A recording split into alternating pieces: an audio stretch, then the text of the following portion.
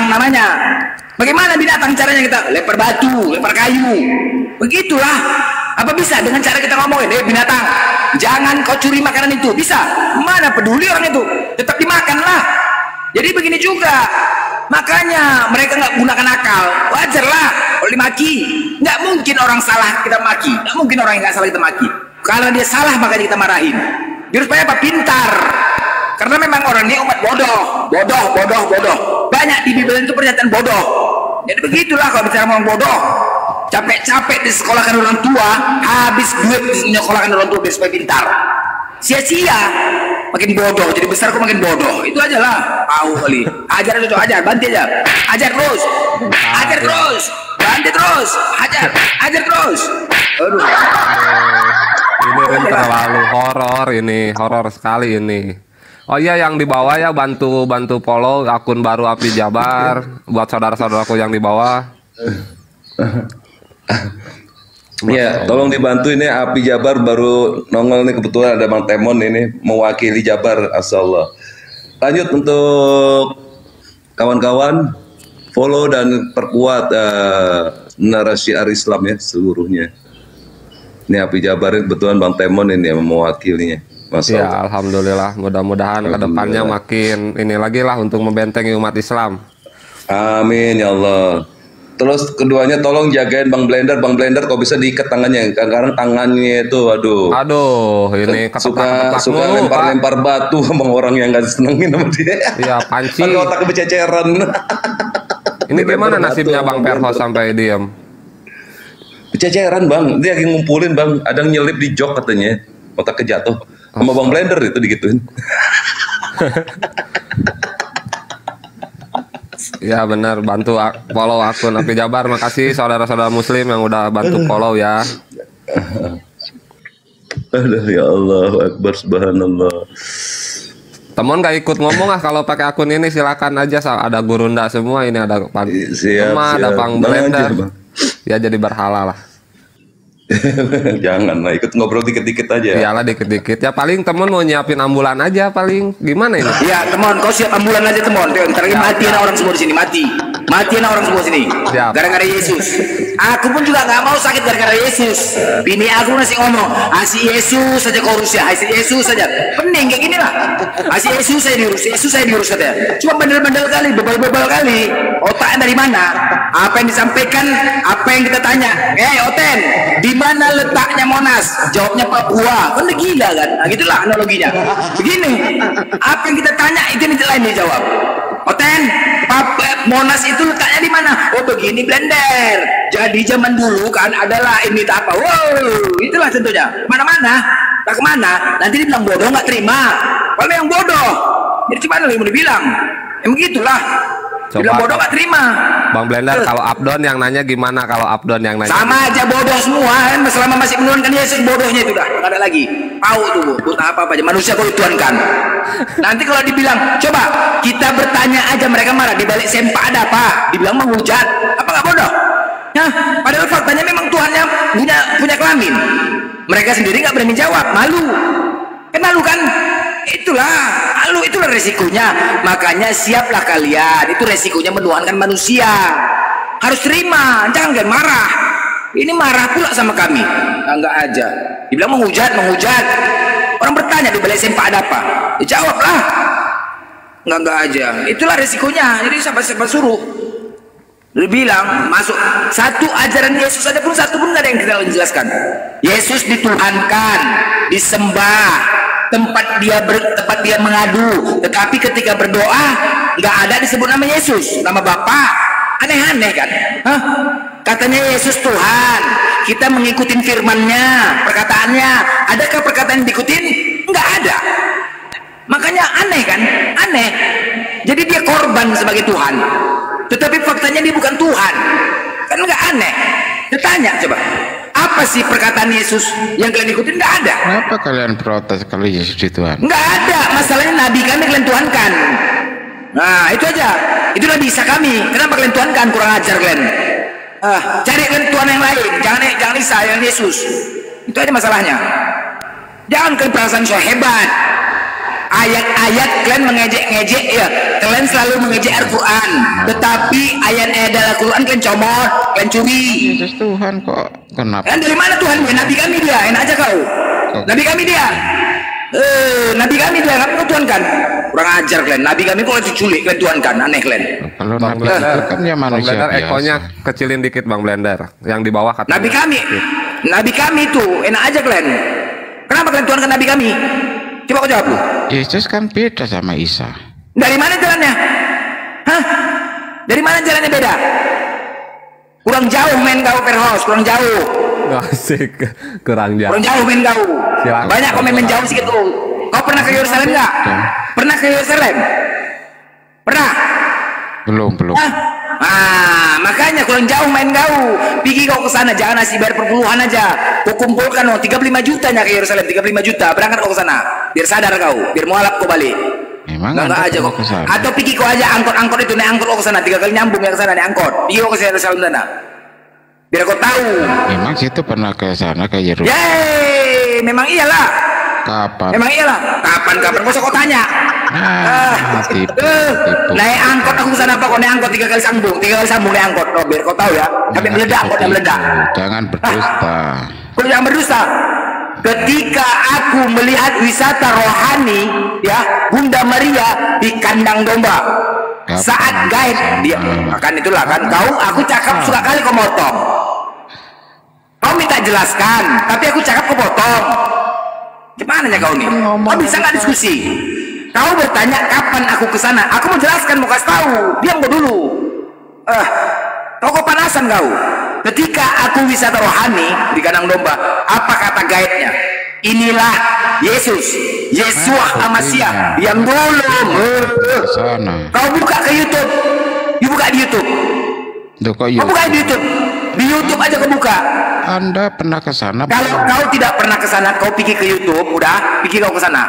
Toko, atau gini aja lah, penyalipan Yesus di Golgota, yang keluar tukang tambal ban yang keluar. Coba kau ketik, penyalipan Yesus di kandang domba. Coba, yang keluar apa?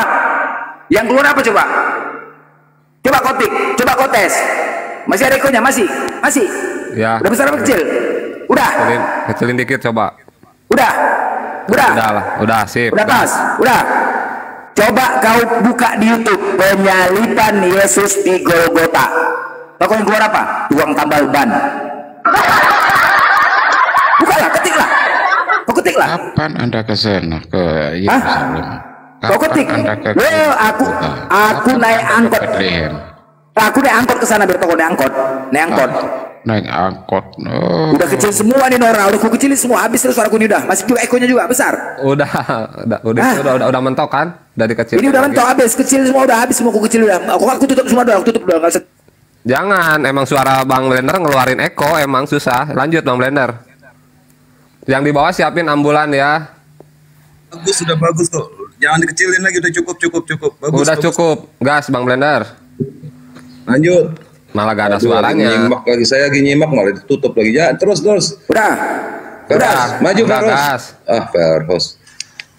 Coba kau buka di YouTube penyalipan Yesus di Golgota. Di situ ketika guide menjelaskan Yesus, Yesuah Amasya Iso. Loh, kenapa kok bisa namanya 3? Ya benar.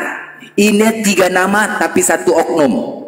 Yesus untuk Kristen, Yesuah Amasya untuk Yahudi, Isa untuk Islam. Apalagi?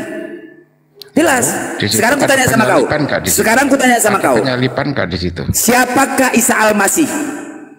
Ada penyalipan kah di situ? Aku tanya, kalau kau tidak mau samakan Yesus dan Isa, siapakah Isa Al-Masih? Lah Isa kan nggak disalib. Yesus. Dengar ya. Gereja Isa Al-Masih. Siapa Isa Al-Masih? Ya, itu kan orang dulu itu menganggap Isa Al-Masih itu sama. Gereja Isa Al-Masih sampai saat ini masih digunakan. Siapakah Isa Al-Masih? Kan Tuhan kamu itu ya Tuhan yang dulu. Artinya yang dulu itu yang benar, yang baru ini ngaco gitu loh ya. Biar pintar kamu. Lanjut. Masa dirubah-rubah? Siapakah Isa Al-Masih? Siapakah Isa Al-Masih di kalender tertulis kenaikan Isa Al-Masih kalian rayakan setiap bulan 5? Siapakah itu? Itu yang terjemahkan itu kan orang Islam. Siapa? Siapakah itu? Aku bertanya. Siapa? Siapa itu?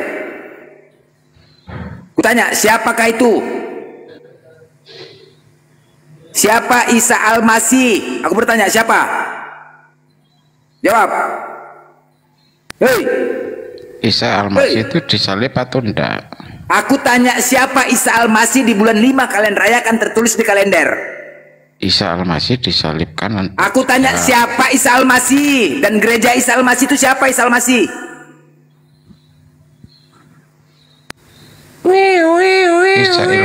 Isa Al-Masih disalibkan atau tidak? Aku tanya, siapa Isa Al-Masih di kalender tertulis setiap tahun kalian rayakan? Siapa itu? Ya tanya yang nulis lah saya. Lah, tapi kenapa kau rayakan di bulan 5? Aku merayakan Yesus. Lah, mati kau. Di kalender, aku masih ingat waktu masih SD nih, SD. Anak-anak, besok libur ya anak-anak ya.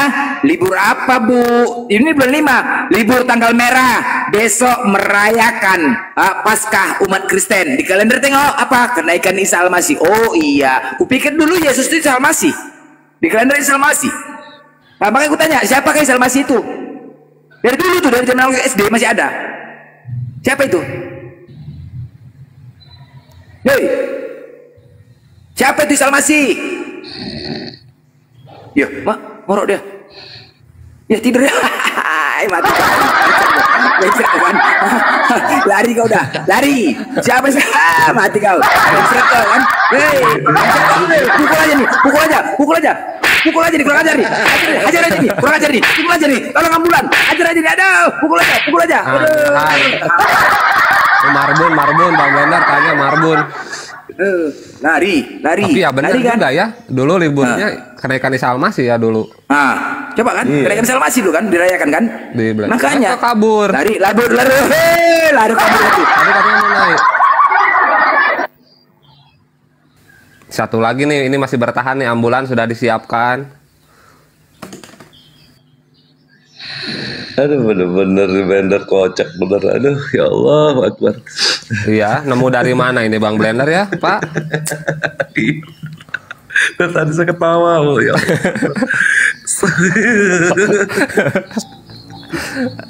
Perkara bawa-bawa anak SD lagi apa ya? Tapi omongannya itu pakai data semua loh. Dia tuh ayat-ayat semua. Ini Oten yang muter-muter aja kerjanya. Bunda Nora naik silakan Bun. Iya Bunda, wah tuh kalau Bunda Nora naik mau diapain ini?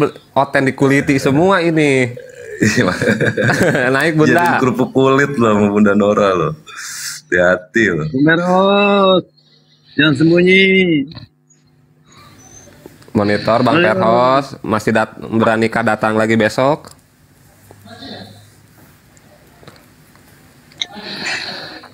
Ya, yang di bawah yang 22 viewers mohon di follow ya akun Api Jabar karena baru meletek ini. Mudah-mudahan besok bisa live.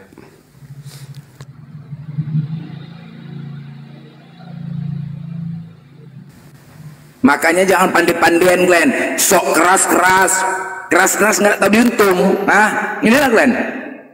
Banyak belajar, jangan sok-sok paten. Suka kali menghujat Islam, suka kali menghujat Al-Quran, tetapi ayat-ayat Al-Quran pengen comot-comot. Nah, malaikat dari mana? Roh Kudus itu dari mana asal bahasanya? Kitab kalian menggunakan bahasa Yunani, Al-Quran kami menggunakan bahasa Arab. Apakah kami ada mencopot dari bahasa Yunani? Nggak ada. Tapi kalian mencoba. Injil asal dasar dari bahasa apa? Arab. Malaikat dari bahasa apa? Arab. Allah dari mana? Bahasa Arab. Kalian comot-comot, tapi kalian ejek-ejek Al-Quran. Nabi Muhammad juga kalian ejek-ejek. Sadar enggak kalian? Sewaktu dulu zaman Yesus, ada enggak harga diri perempuan? Ada enggak? Enggak ada.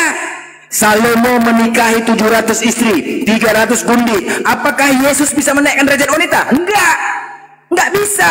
Kadang-kadang kalian ejek-ejek Nabi Muhammad. Tanpa kedatangan Nabi Muhammad, mama kalian yang wanita, adik kalian yang wanita, istri kalian yang wanita, enggak ada harga dirinya. Gara-gara siapa? Nabi Muhammad.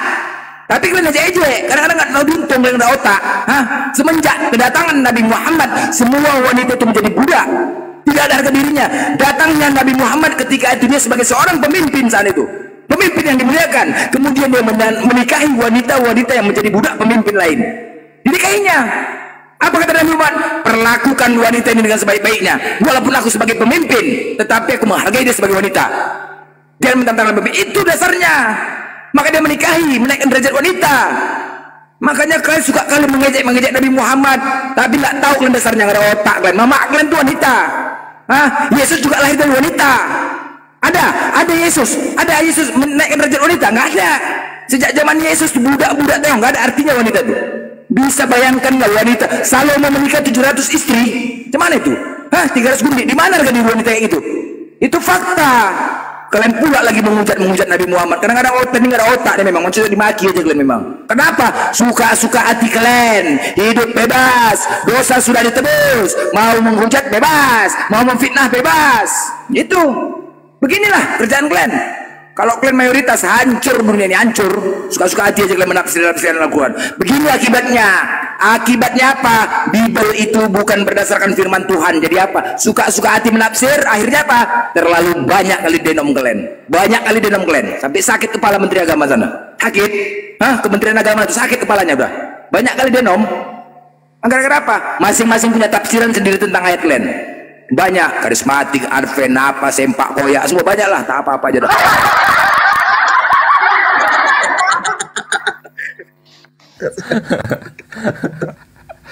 Aduh, belum dilempar panci ini.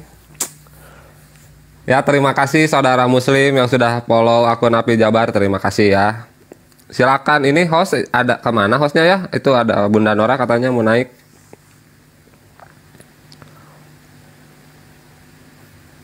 Monitor host.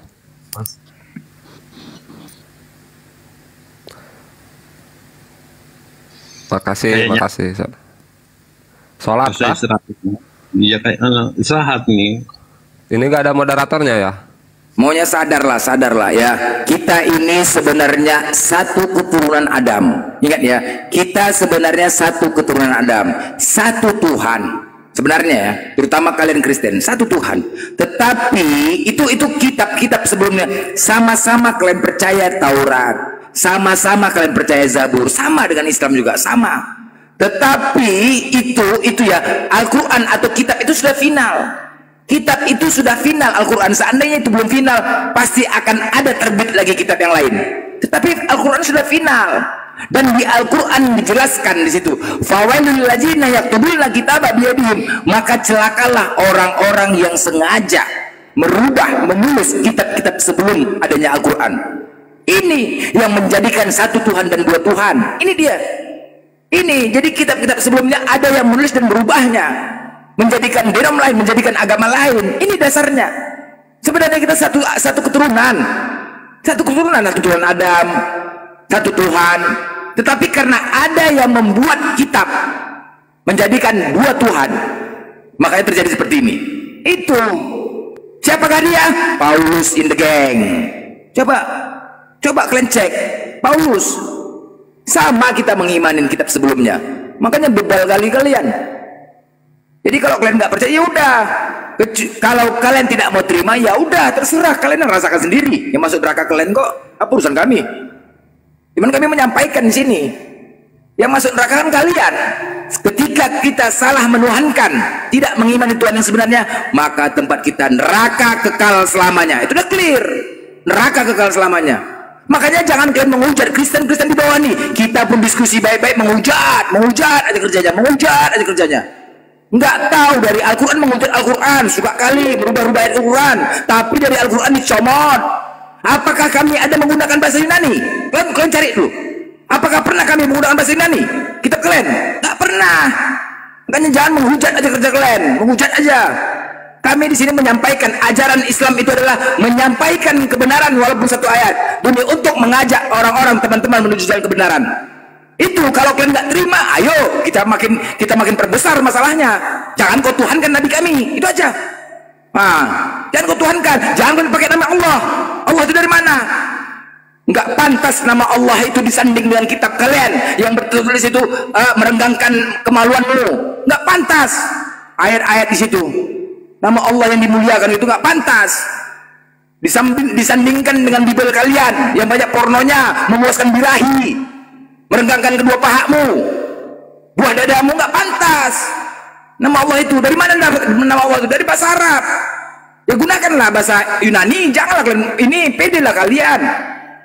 Namanya Tuhan tidak terlihat, Tuhan tidak bisa didengar. Yahudi saja pun sampai saat ini menunggu utusan.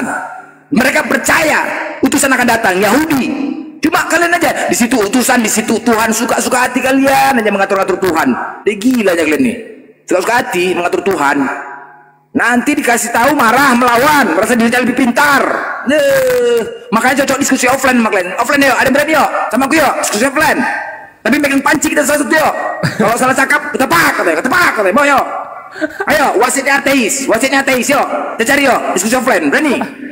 Biar sadar, kalau jawaban kalian itu tak kemana-mana. Ayo, saya berani yuk, diskusi offline yuk. Biar tahu kalau sini kan enak-enak, kalian suka-suka hati kalian menjawab. Diskusi offline, kalau salah cakap, pukul. Ayo, berani. Tamparkan muka kalian biar divideokan. Inilah gara-gara apa? Kenapa? Kok ditampar? Karena kau salah cakap.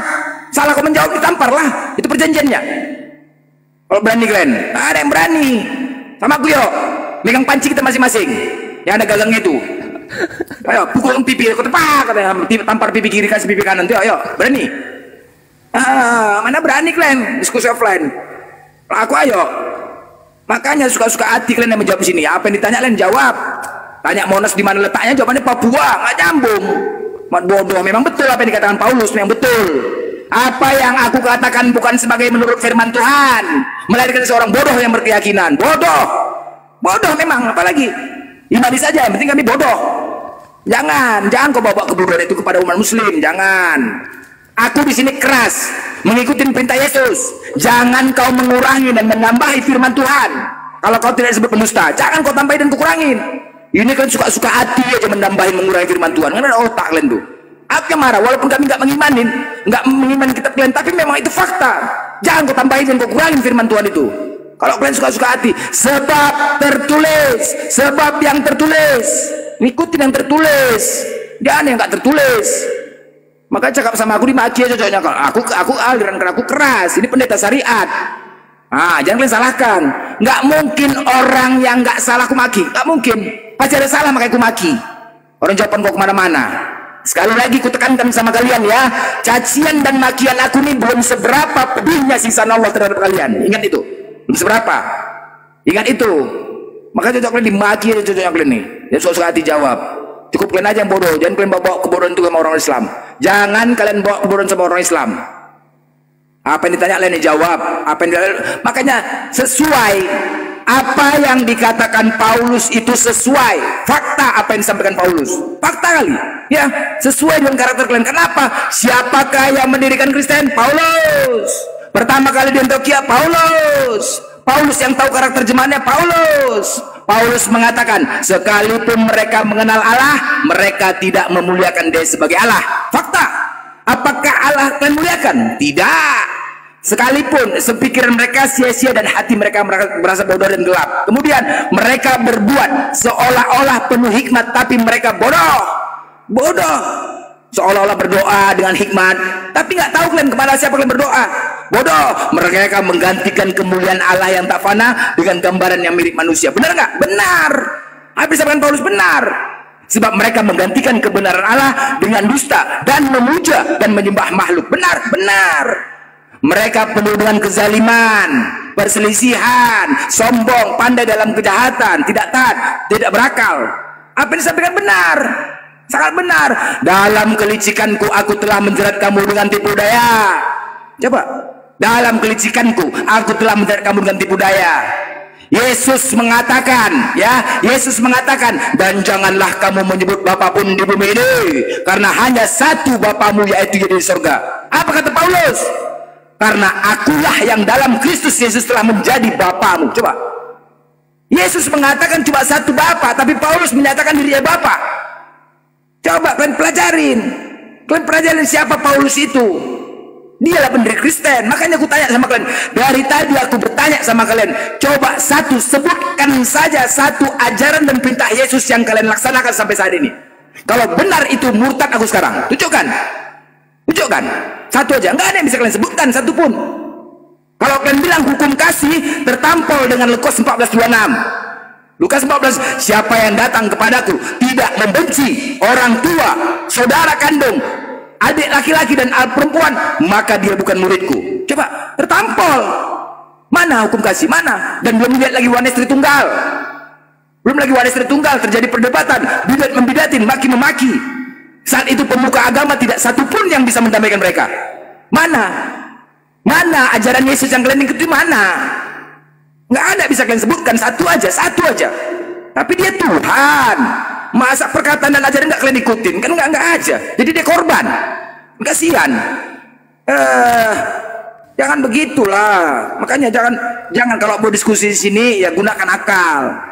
Gunakan akal. Izin Bang. Itu monitor host di bawah ada Gurunda, Bang Juma sama Bang Ardiansa mungkin mau naik. Atau moderatornya siapa ini? Izin.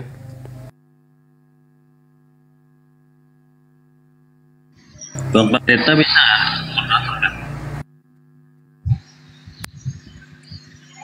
Bang Jum.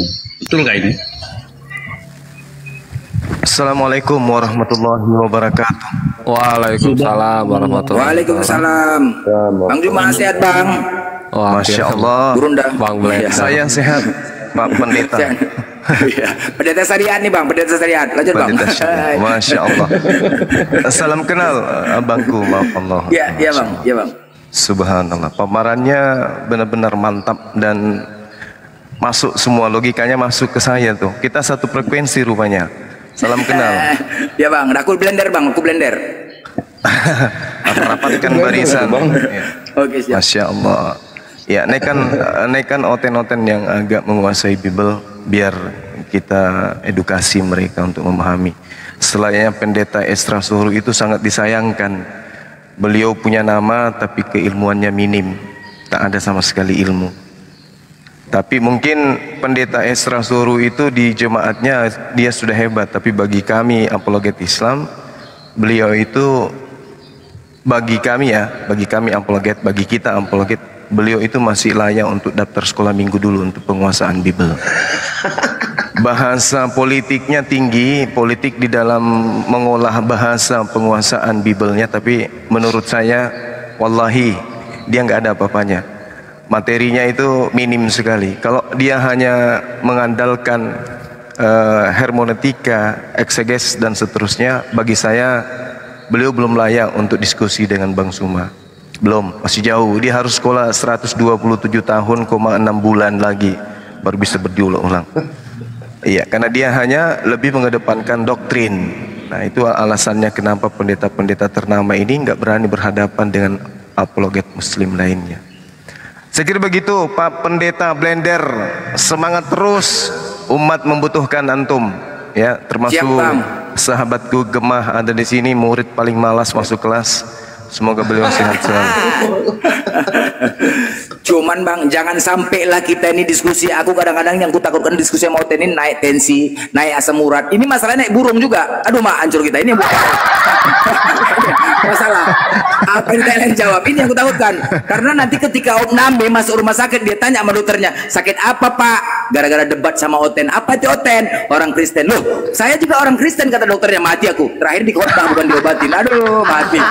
Dikasih sunti mati. Iya, sudah mati gara-gara Oten ya kan. Aduh, hancur. Iya, Masya Allah. Iya, silakan. Salam Bang Juma. Iya, Bang Heri. Ini Bang Juma. Masya Allah. Bang Zuma, mau nanya itu bantal yang dulu kita tidur di belakang kelas gimana Bang? Masih ada Bang? Itu dimasukkan ke museum sekolah, Bung. Allahu Akbar, Masya Allah. Ya udah, semangat lagi. Alhamdulillah ada warna baru di dunia apologet dengan hadirnya pendeta, siapa namanya? Pendeta Rambo Hutapea, Masya Allah. Pendeta Syariat, Pendeta Syariat. Pendeta Syariat. Pendeta Syariat. Bandal-bandal kali Oten-Oten. Assalamualaikum. Waalaikumsalam. Warahmatullahi wabarakatuh. Saya Nah, ini izin ada- turun Bang Ardi. Loh, kok turun pula? Ini pendeta juga Ini ini. masih ada yang kosong itu di bawah, Bang Ardi. Kalau Ukhti Nora ini pendeta, tapi dia karena dia wanita maka kita sebut pinditi.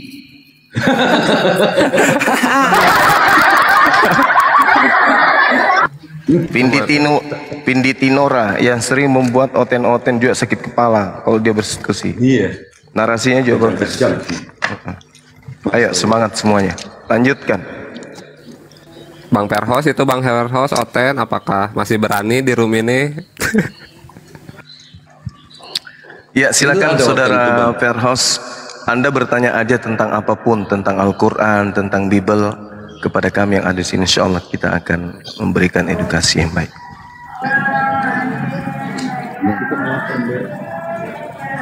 Ayo Ferros, silakan Ferros.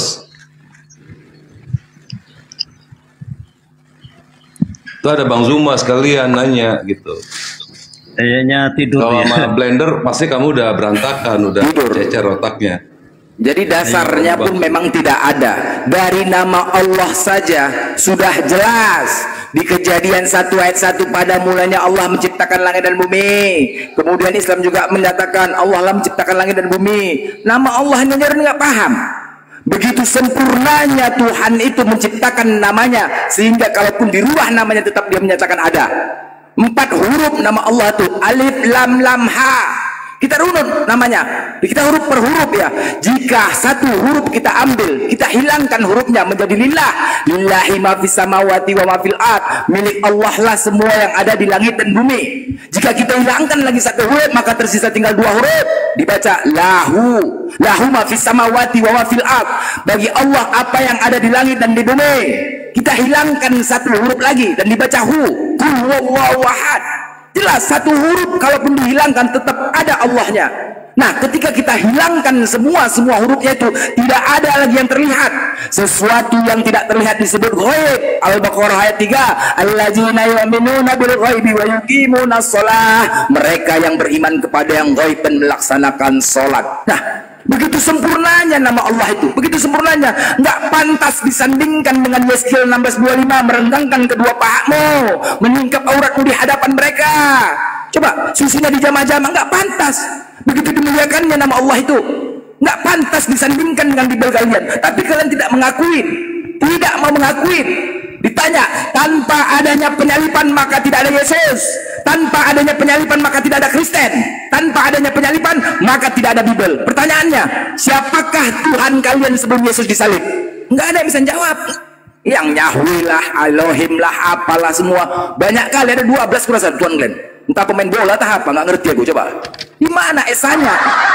Mana esanya coba? 12 nama Tuhan kalian. Aku nggak tahu siapa kipernya. Itulah ketika tanpa ada penyalipan. Coba kalian kadang-kadang banyak kalian belajar, memang kami sadar. Coba jangan melawan. Kadang-kadang melawan menghujat. Ketika terpojok menghujat, itu saja. Kurasa hoten-hoten nih kalau nggak menghujat ada yang kurang rasanya ya. Rasanya kurang, ada yang kurang gitu loh. Ada yang nggak enak. Mana hukum kasih sempak lah hukum kasih kayak gitu. Pede banget Bang Blender ngomong gini, ya Allah. Kami yang deg-degan Bang Blender. Blender. Apa? Kontrol. Aku kalau udah emosi kayak gini, yang buat aku nggak tanek burungku ini, makanya harus dilepaskan. Ini masalahnya. Dari tadi Ferhos ini nggak nyambung. Ferhos ini nggak nyambung. Ada guru kita di sini. Ya nggak apa-apa. Ada guru kita di sini. Bang Juma, izin Bang Juma. Lanjutkan. Aku kalau udah dari tadi sama Ferhos ini naik tensiku betul. Aku jangan sampai. Lanjutkan. Kalau nggak lepas nanti name pula aku udah diimpus gara-gara hoten. Mana mau aku nggak aja. Pilih opem atau apa? Maki aja udah di hoten ini kalau melawan apalagi. Nggak jelas. Orang kita menyampaikan ilmu kok. Bang Suma, Bukan Blender belum dimaki, disuntik. kita menyatakan kebenaran. Ya, itu betul ya, benar. itu. Yang antum sampaikan semuanya benar. Lanjut. Gimana Ukhti Nora?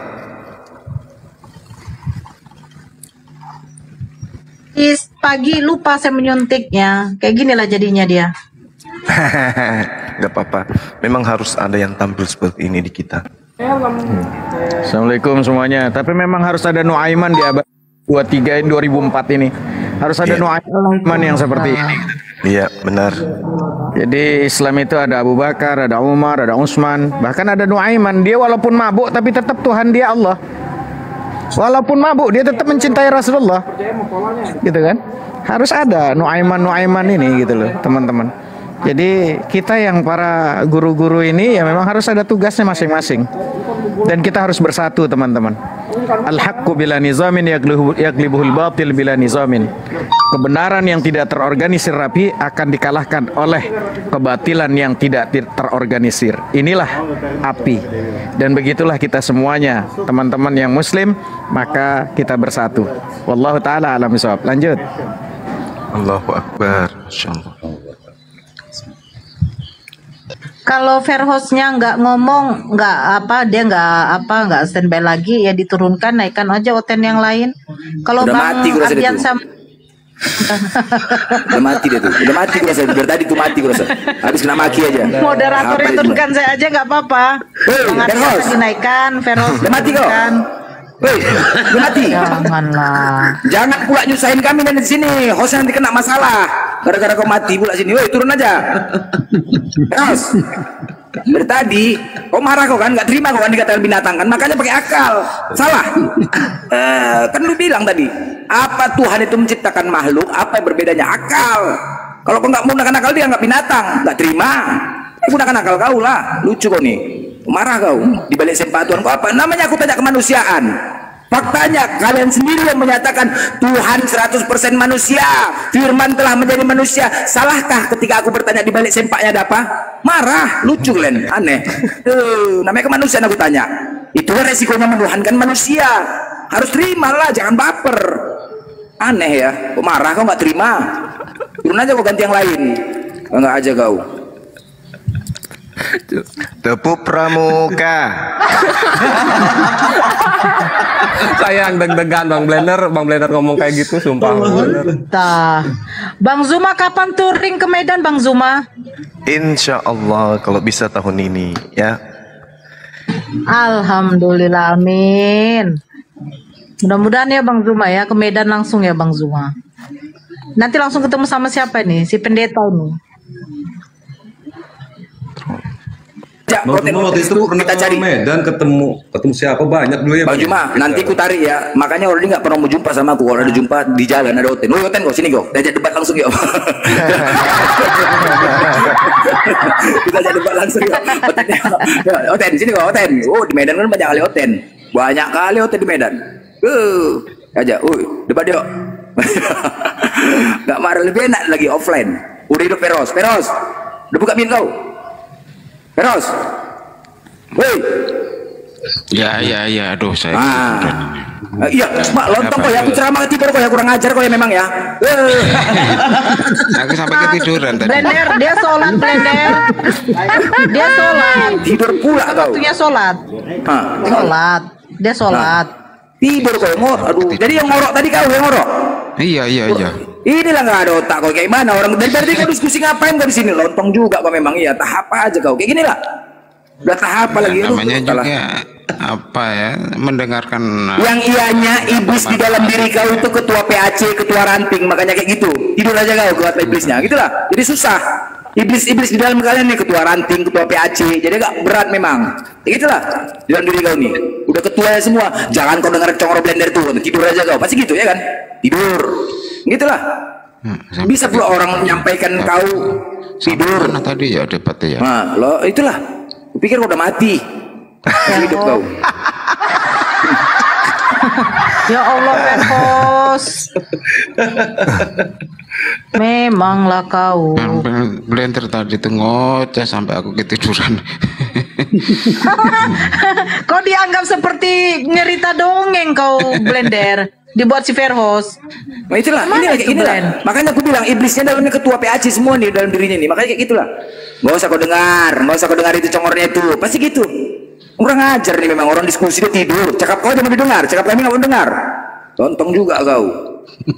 Suka hati kau aja. Salahnya orang tidur aja. Makanya aku tanya sama kau. Kau siap-siapkan aja diri kau nanti. Jangan bangga kali kau ketika Yesus kau datang untuk menghakimi. Dan bangga kali kau. Kau arti menghakimi aja nggak sadar kau apa arti menghakimi coba? Apa? Menghakimi. Ya menghakimi lah, anukan apa lagi namanya menghakimi. Ya, oke. Bagaimana hakim itu sikapnya? Bertanya kan, apakah Anda begini begitu? Kan Ya begitu. beda lah, beda. Apa? Cara Tuhan menghakimi itu nggak seperti yang Anda Sempak kau tuh kau ya suka-suka hati kau di generasi kau. Ketika Tuhan datang menghakimin, kau tanya sama kau, pernahkah aku mengatakan diriku Tuhan? Terus apa jawaban kau? Pernahkah? Apa tadi? Pernahkah diriku mengatakan Tuhan? Pernah. Hah? Di mana? Di itu Yohanes 13. Di mana? Aduh, mana? Aduh, hancur. Hancur. Inilah ajab lah kau. Percaya lagi. Diazab sama malaikatnya, digebuk dia sama malaikatnya. Dihajar, ketepak, hajar, pak, katanya. Hajar, ketepak. Pukul aja nih katanya. Coba, dihajar kau, siap-siapan badan kau. Dan kau bangga. Apakah kau Bani Israel, Ferhos? Ya tentang Apakah kau Bani Israel? Coba, apa jawaban kau? Semua itu akan apa ya? Disangka. Apakah kau Bani Israel, Ferhos? Ini Indonesia. Loh, kan aku Bani Indonesia. Bani apa? Bani Indonesia. Aduh, Bani Indonesia. Suka hati kayaknya. Oh, Kitabnya blender, kitabnya. Itu begini loh, itu maksudnya gini loh. Jadi Israel itu kan bangsa pilihan nih ya, toh. Jadi yang dibenahi dulu adalah orang-orang Israel, karena orang Israel itu bangsa pilihan yang harus dibenahi dulu tentang suka-suka hati kau dengan Tuhan ya. Hah? Suka-suka hati kau ngatur Tuhan. Enggak, itu maksudnya begitu. Beginilah. Inilah Kristen ini. Ke seluruh bangsa. Simple. Bangsa Indonesia. Makanya kalau ditanya Oten inilah Kristen ini, simple menjawabnya, enak, enteng menjawabnya, enteng. Jangan. Tapi kalau udah konsep ketuhanan, makan bodrek kita, makan bodrek. Secara yang apa ya, kayak Anda ini memahami Yahudi sekarang ini beragama Kristen. luas, Ngaco kamu yang ngomong. luas. Emang di mana Yahudi Kristen sekarang? Tuhan kamu gagal turun muka bumi jadi Kristen Yahudi. Yesus adalah Tuhan kan gitu. Masalahnya kan dari Ya situ lu dia aja menolak. yang nganggap Tuhan itu semuanya. Ajaran sesat aja lu mengajar kita di sini. Dan sekarang Yesus itu Tuhan bukan? Tidak mengajari, itu masalah Anda percaya tidak. Di mana Yesus turun untuk menjadikan orang Yahudi Kristen? Kan Anda untuk percaya kok. Saya nggak pernah. Ngarang kamu ini, kitab ngarang aja kamu. Loh, kalau kita ngarang. Di mana orang kata kamu tadi Yesus itu turun untuk mengatur orang Yahudi menjadi Kristen? Di mana? Sekarang bukti 1% aja di mana orang Yahudi jadi Kristen? Loh, gini itu. Assalamualaikum. Di mana ada Kristen orang Yahudi? Salam warahmatullahi Iya, orang Yahudi itu masih menunggu Mesias yang sebagai rajanya, sebagai kayak datang tuh. Raja di mana? Yesus jadi raja di mana dia ya raja? Lu tuh makanya ikutin Roma 1, lu baca Roma 1:20 itu semuanya baca. Lu tuh pendusta atau enggak? Lu kok pendusta? Baca di rumah lu itu, kitab rumah lu. Kita perlu ngatain kok lu tuh pendusta, menjadikan makhluk menjadi Tuhan. Bang Gema, assalamualaikum. Waalaikumsalam. Asalnya Tuhan. Oke. Selamat siang semuanya. Lanjut Gurunda Zuma. Waalaikumsalam warahmatullahi wabarakatuh. Oke, sehat Bang Ardi. Alhamdulillah sehat. Alhamdulillah, semoga kita selamat. Gurunda Saya mau saya izin turun semuanya ya. izin. Mungkin Gurunda Zuma sudah menunggu lama. Kita berikan kesempatan kepada beliau supaya terjadi komunikasi yang baik dan dibaikkan supaya dipilah dan dipilih oleh Tuhan. Silakan Gurunda Zuma. Sebentar, itu ada Live Faruk lah, host ada Live Faruk itu mau naik, mungkin izin dia yang mualaf sering buka fit di TikTok. Live Faruk. Ya, saya turun aja. Silakan. Ya, saya turun aja. Ya, turunkan aja, saya moderator atau apa? Ya, nggak apa-apa. Assalamualaikum warahmatullahi wabarakatuh. Waalaikumsalam. Waalaikumsalam warahmatullahi. Naik Live Faruk ini sama kayak yang di Manado tuh, yang mualaf tuh siapa tuh? Mana enggak ada. Live Faruk. Naik Leku. Dia selalu buat fit itu tentang Kristen. Dia nggak minta ya. Naik Leku, Live Faruk, naik Leku. Oh ini udah. Oke, lanjut Gurunda Zuma. Oke. Izin. Waalaikumsalam warahmatullahi wabarakatuh. Kepada saudara Feros, di dalam kitab saudara Matius dikatakan dengan tinta merah ya. Setiap orang yang mengakui aku di depan manusia, aku juga akan mengakuinya di depan Tuhanku yang ada di surga. Nah sekarang kamu mengakui Yesus ini sebagai apa rupanya? Sebagai Tuhan. Sebagai Tuhan. Jadi nanti Yesus mengaku Tuhan di depan Tuhannya gitu. Yesus mengaku Tuhan di hadapan Tuhan. Iya. Yesus itu Tuhan. Terus Loh, ini apa ini? Matius 10 nomor 32. Bentar, Setiap orang yang mengakui aku di depan manusia, aku juga akan mengakuinya di depan Tuhanku yang ada di langit. Matius 10 nomor 32. Ini ya. Ini harus dibaca dari atas lah semua. Ya bacalah dari atas. Mudah-mudahan Yesus bisa berubah menjadi Tuhan. Nah, coba. Pengakuan. Ini dan akan pengakuan tentang Yesus.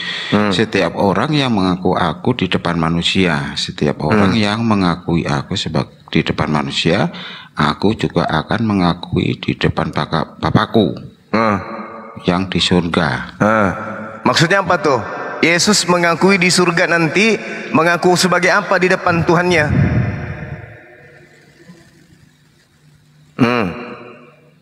Ini kan setiap orang yang mengaku aku di depan manusia. Aku juga akan mengakuinya di depan Tuhanku di surga. Di mana? Yesus mengakuinya apa di depan Tuhannya nanti? Wahai Tuhanku, ini Kristen mengakui aku sebagai Tuhannya. Nah, gitu maksudnya. Kayak gitu. Terus ayat ke selanjutnya. Tetapi barang siapa yang menyangkal aku di depan manusia, jangan dulu ke situ, ini dulu. Anda mengakui Yesus. Tunggu, sabar. Nanti akan Anda salto 2 kali, 3 kali, 4 kali sampai 20 kali di sini di data 3-3-nya. Ini dulu. Setiap orang yang mengakui aku di depan manusia, kami umat Islam mengakuinya dia sebagai nabi, rasul kepada Bani Israel. Kamu mengakuinya sebagai Tuhan. Nanti Yesus di hadapan Tuhannya di surga, kira-kira yang benar ente atau kami umat Islam? Yesus mengaku nih sama Bapak, Tuhan, ya Yesus, ini orang-orang yang hitam mukanya ketika di bumi dia mengakui aku Tuhan. Kalau yang ini yang bercahaya mengakui aku Nabi. Yang manakah yang benar wahai Tuhan? Kira-kira Tuhannya Yesus berkata apa? Yesus, engkau juga Tuhan junior gitu. Yesus, engkau adalah jelmaanku gitu maksudnya. Yesus, engkau adalah aku gitu. Giliran ditanya sama pendeta blender sebagai manusia dalam sempaknya ada apa, kamu bingung. Gimana tuh, Peros? Ya itu kan pertanyaan konyol kali itu. Loh kok konyol pula?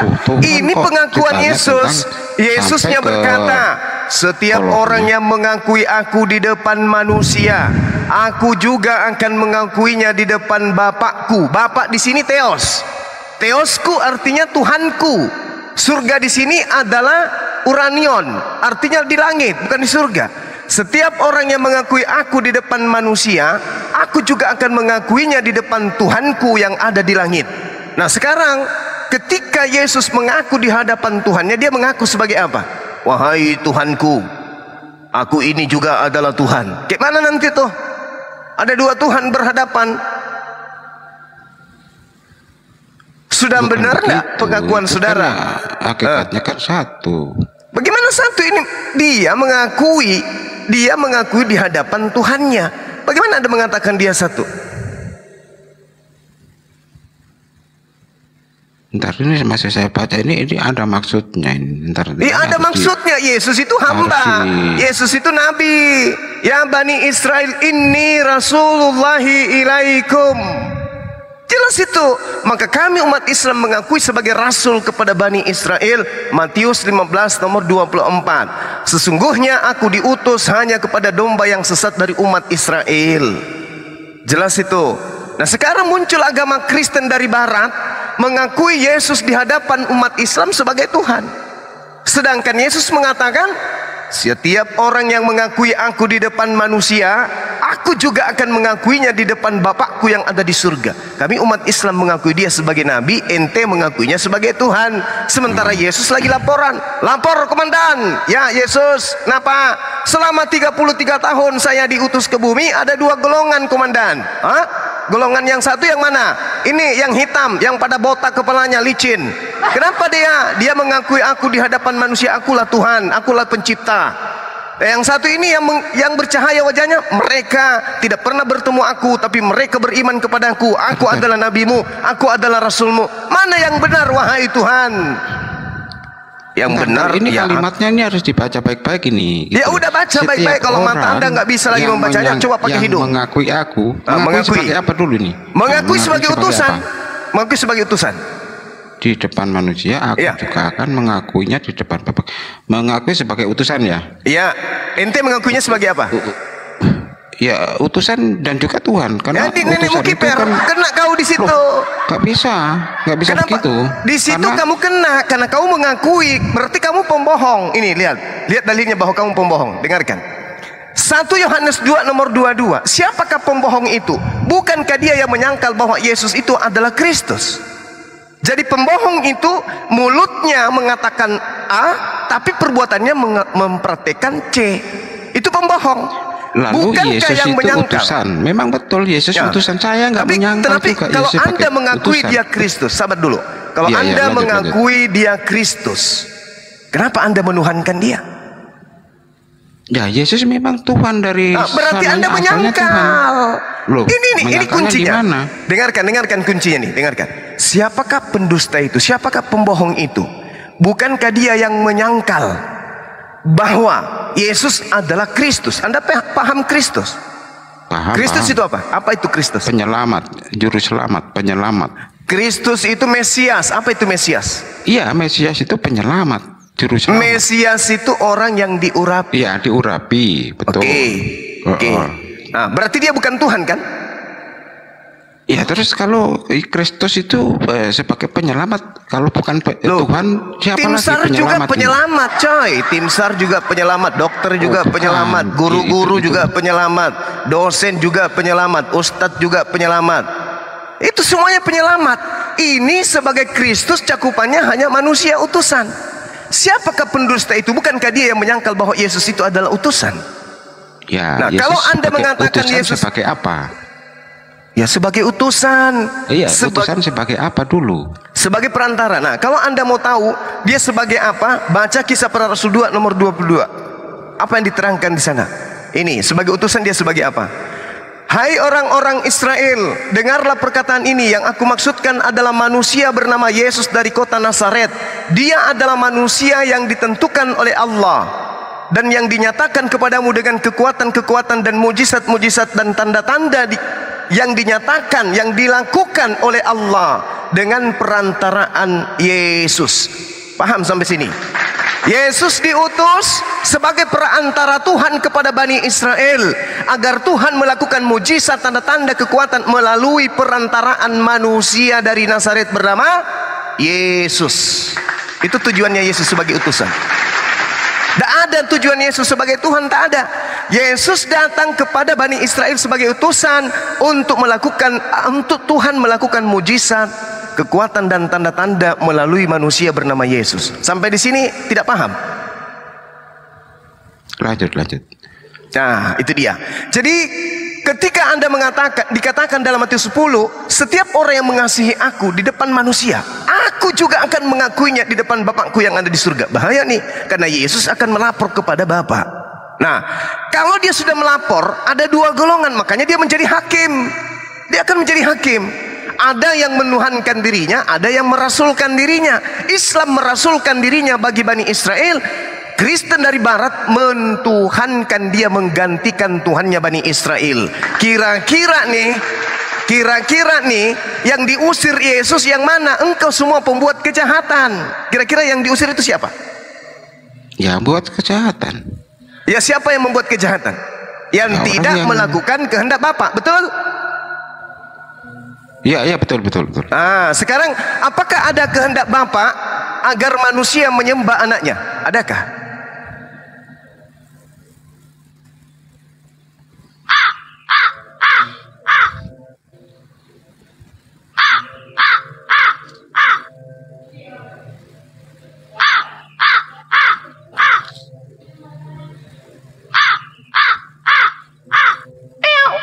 Lanjut sebentar. Oke.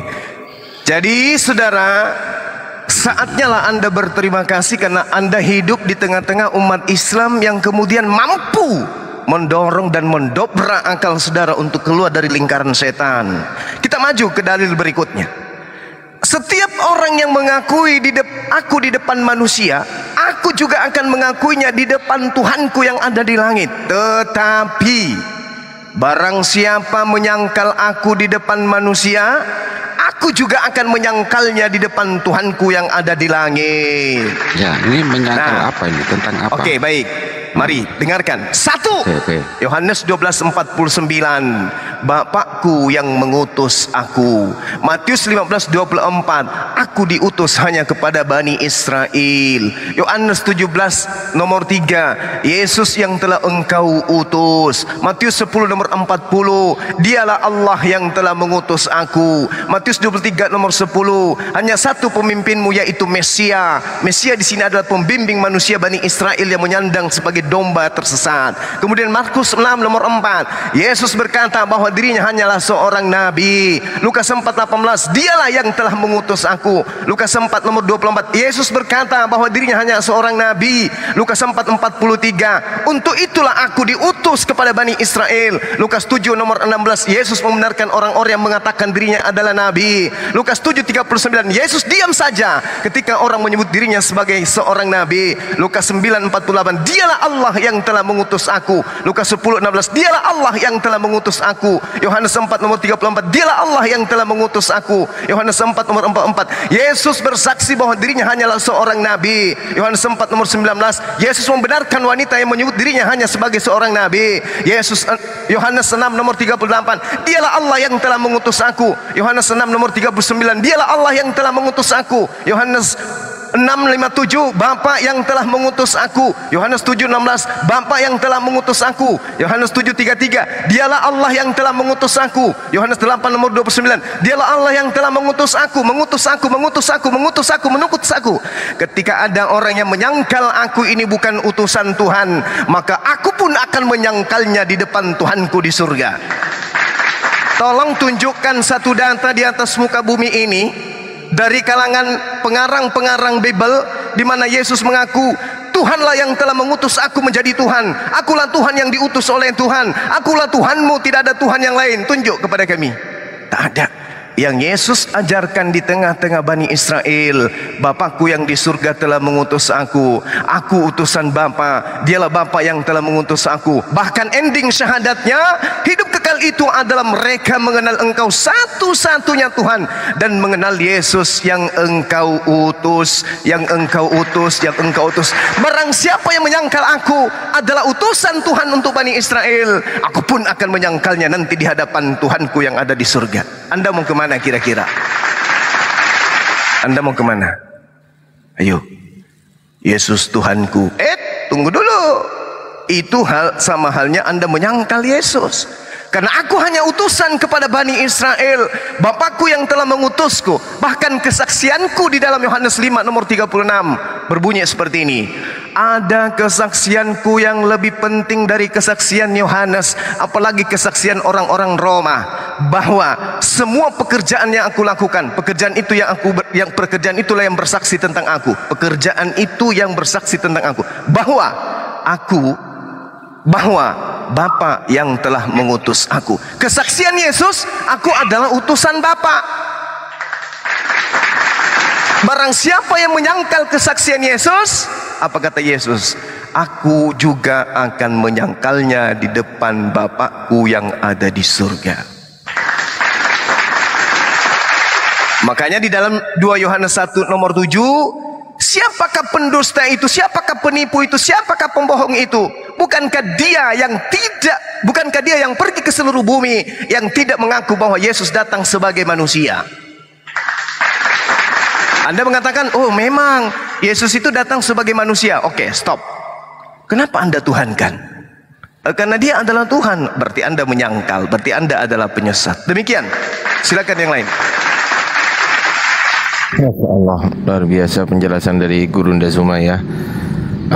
Tanggapan dari beliau memang sungguh-sungguh masuk logika dan bantahan dari Bang Feros sepertinya kurang memberikan edukasi yang berarti. Maka kita akan memberikan kesempatan bagi yang lain. Di sini ada Ustadz Muhammad Hanafi atau mungkin teman-teman muslim yang lain ingin memberikan tambahannya. Silakan Ustadz-ustadzku. Mungkin Ustadz Gema Islam atau Ustadz Pendeta Ustadz Hanafi, ya silakan Ustadz. Ya, sebetulnya tadi udah sama Feros dan ada Mr. TB sih tadi sebetulnya. Makanya kita bilang, ayolah kita mengedukasi dia, tapi lepaskan dulu doktrin-doktrin. Bahasa saya selalu persingkat gini, kalau ingin mencari kebagusan, kebenaran, kebaikan, ingin tahu indah atau tidaknya satu bangunan, jangan di dalam bangunan dulu. Keluar dari bangunan itu, lihat dari depan, masuk pintu, koreksi semuanya. Ya, makanya gunakan akal kita dengan baik. Nah, tadi sebelum ada gurunda kita datang, saya bilang, maka Bang, begitulah kalimat subhanallah, maha suci Allah. Lalu perbedaannya kalau kami dengan sifat yang namanya salbiyah. Nah, konsep-konsep ketuhanan inilah yang harusnya didiskusikan dengan baik dan benar. Tadi saya sudah bilang, ada Ferhos juga, bagaimana ketika kita kalau ada anak yang bertanya gitu loh tentang masalah, Pak, kenapa kok Tuhan begini? Kita harus jelaskan supaya akal ini mampu. Anak-anak kita menjelaskan, akal kita ini masuk kepada anak-anak. Bagaimana mungkin Tuhan itu akan menjadi sesuatu yang tidak baik? Maka bukan kami yang menghinakan Tuhan Anda, tetapi memang posisinya Anda harus belajar dulu. Perbanyak aja referensi bacanya di Bibelnya. Nah, kalau bertanya tentang salbiyah di konsep Islam, apa itu salbiyah? Hiya kullu sifatin dallat ala nafi ma la yaliku bihi jalla wa azza. Ialah tiap-tiap sifat yang menunjukkan atas menafikan barang yang tidak pantas untuk Allah Rabbu Jalla Jalaluh. Artinya apa? Jangankan orang Kristen, Buddha, Hindu, ateis, agnostik, orang yang tidak bertuhan bertanya, kalau memang itu Tuhan ada, kapan adanya? Kalau Allah itu memang Tuhan, di mana tempatnya? Kalau Allah itu memang Tuhan, seperti apa rupanya? Mukhalafatul lil hawadis, Allah itu berbeda dengan yang baru. Laisa kamislihi syai'un fil ardi, tidak ada yang menyerupai di muka bumi ini, karena Tuhan Maha Suci. Lalu tadi saya sempat tanya sama Ferhos, mungkinkah Tuhan yang Maha Kuasa bisa tidak kuasa? Lalu dia jawab, ya bisa aja tidak kuasa, berarti bukan Tuhan. Jadi kita mengedukasi ke teman-teman semuanya di bawah, inilah yang lagi kita adu. Secara akal ini bisa nggak mengakui Tuhan itu kalau Tuhan jadi lemah? Maha kuasa lawannya apa? Tidak kuasa. Putih lawannya apa? Hitam. Kan begitu. Nah, inilah saya selalu mengajarkan ke teman-teman, gak apa-apa kita berbeda, tapi tolong edukasinya jangan sampai nanti ada hujatan. Itu saran saya. Jadi teman-teman, begitulah ceritanya. Bahkan sampai orang-orang agnostik, Hanafi, saya tidak percaya dengan adanya Tuhan, saya meyakini akal saya. Oh ya sudah, berarti antum telah menuhankan akal antum secara tidak langsung. Kamu menuhankan yang menciptakan akal kamu. Lalu disitulah berapa banyak orang-orang yang berpikir dengan akalnya dengan jernih, dengan baik, dengan benar, dia terpanggil untuk dia masuk login. Karena itulah logika kita berpikir harusnya dengan baik dan benar. Begitu Bang Ferhos. Dan silahkan teman-teman guru-guru yang lain. Wallahu ta'ala alam shawab. Maka ketika ditanya, kalau memang Tuhan itu ada, di mana adanya? Kalau Tuhan itu memang Allah itu memang Tuhan, di mana tempatnya? Kalau Allah itu memang Tuhan, seperti apa rupanya? Masa, waktu, tempat itu ciptaan Allah. Bagaimana mungkin Allah ada di ciptaannya? Saya ulang, kalau Allah itu memang Tuhan, kapan adanya? Kalau Allah itu memang Tuhan, di mana tempatnya? Kalau Allah itu memang Tuhan, seperti apa rupanya? Anak-anak pun banyak bertanya seperti itu. Lalu kami jawab, anakku, masa, waktu, tempat itu ciptaan Allah. Bagaimana mungkin Allah ada di ciptaannya? Dan supaya tidak ada kalimat untuk merendahkan Tuhan, subhanallah, maha suci Allah. Wallahu ta'ala a'lam bishawab. Seperti itu. Lanjut yang lain. Masya Allah. Lanjut guru ya. Mungkin ada tambahan. Kita pendeta kita dulu. Oh, pendeta, siap. Blender. Silakan pendeta Blender, mau ada yang disangkal dari ucapan Anda sendiri, silakan. Wah, pingsan pendetanya. Nah, dari teman-teman muslim yang lain, silakan. Assalamualaikum warahmatullahi wabarakatuh. Waalaikumsalam. Masya Allah, bagus sekali tanggapannya Bang Gema Islam. Silakan Gurunda, sudah ditanggapi. Subhanakallahumma wa bihamdika, langsung tutup ya. Oh belum ya? Begini ya. Oh iya, lanjut. Ya begini. Begini ya. Kenapa umat Islam ini selalu mengadakan satu diskusi di media sosial ini? Karena satu, kalimat-kalimat yang ada di kitab mereka itu sudah mencemooh ataupun memfitnah apa yang dilarang dalam Al-Quran. Seandainya kitab mereka itu menggunakan kata lain dari kata Allah, mungkin kami tidak akan pernah lagi mengadakan diskusi. Sebagaimana dikatakan dalam Al-Quran, yaitu di surat As-Saff ayat 152, waladallahu wa innahum lakazibun. Allah mempunyai anak, sesungguhnya mereka benar-benar adalah pendusta. Oleh karena itu, kami sebagai umat Islam selalu menyuarakan suara kami bahwa menyatakan Allah itu tidak memiliki anak. Dan kebetulan di kitab mereka itu dikatakan Allah itu memiliki anak. Kata-kata Allah ini yang membuat kami itu kepanasan kuping kami, karena Tuhan kami dihina-hina di kitab mereka. Yang jelas-jelas di kitab original teksnya dia tidak ada kata Allah. Nah ini yang kami teliti secara detail dari kitab asli originalnya sampai kitab terjemahan dari King James maupun dari bahasa manapun, nggak ada kata Allah di situ.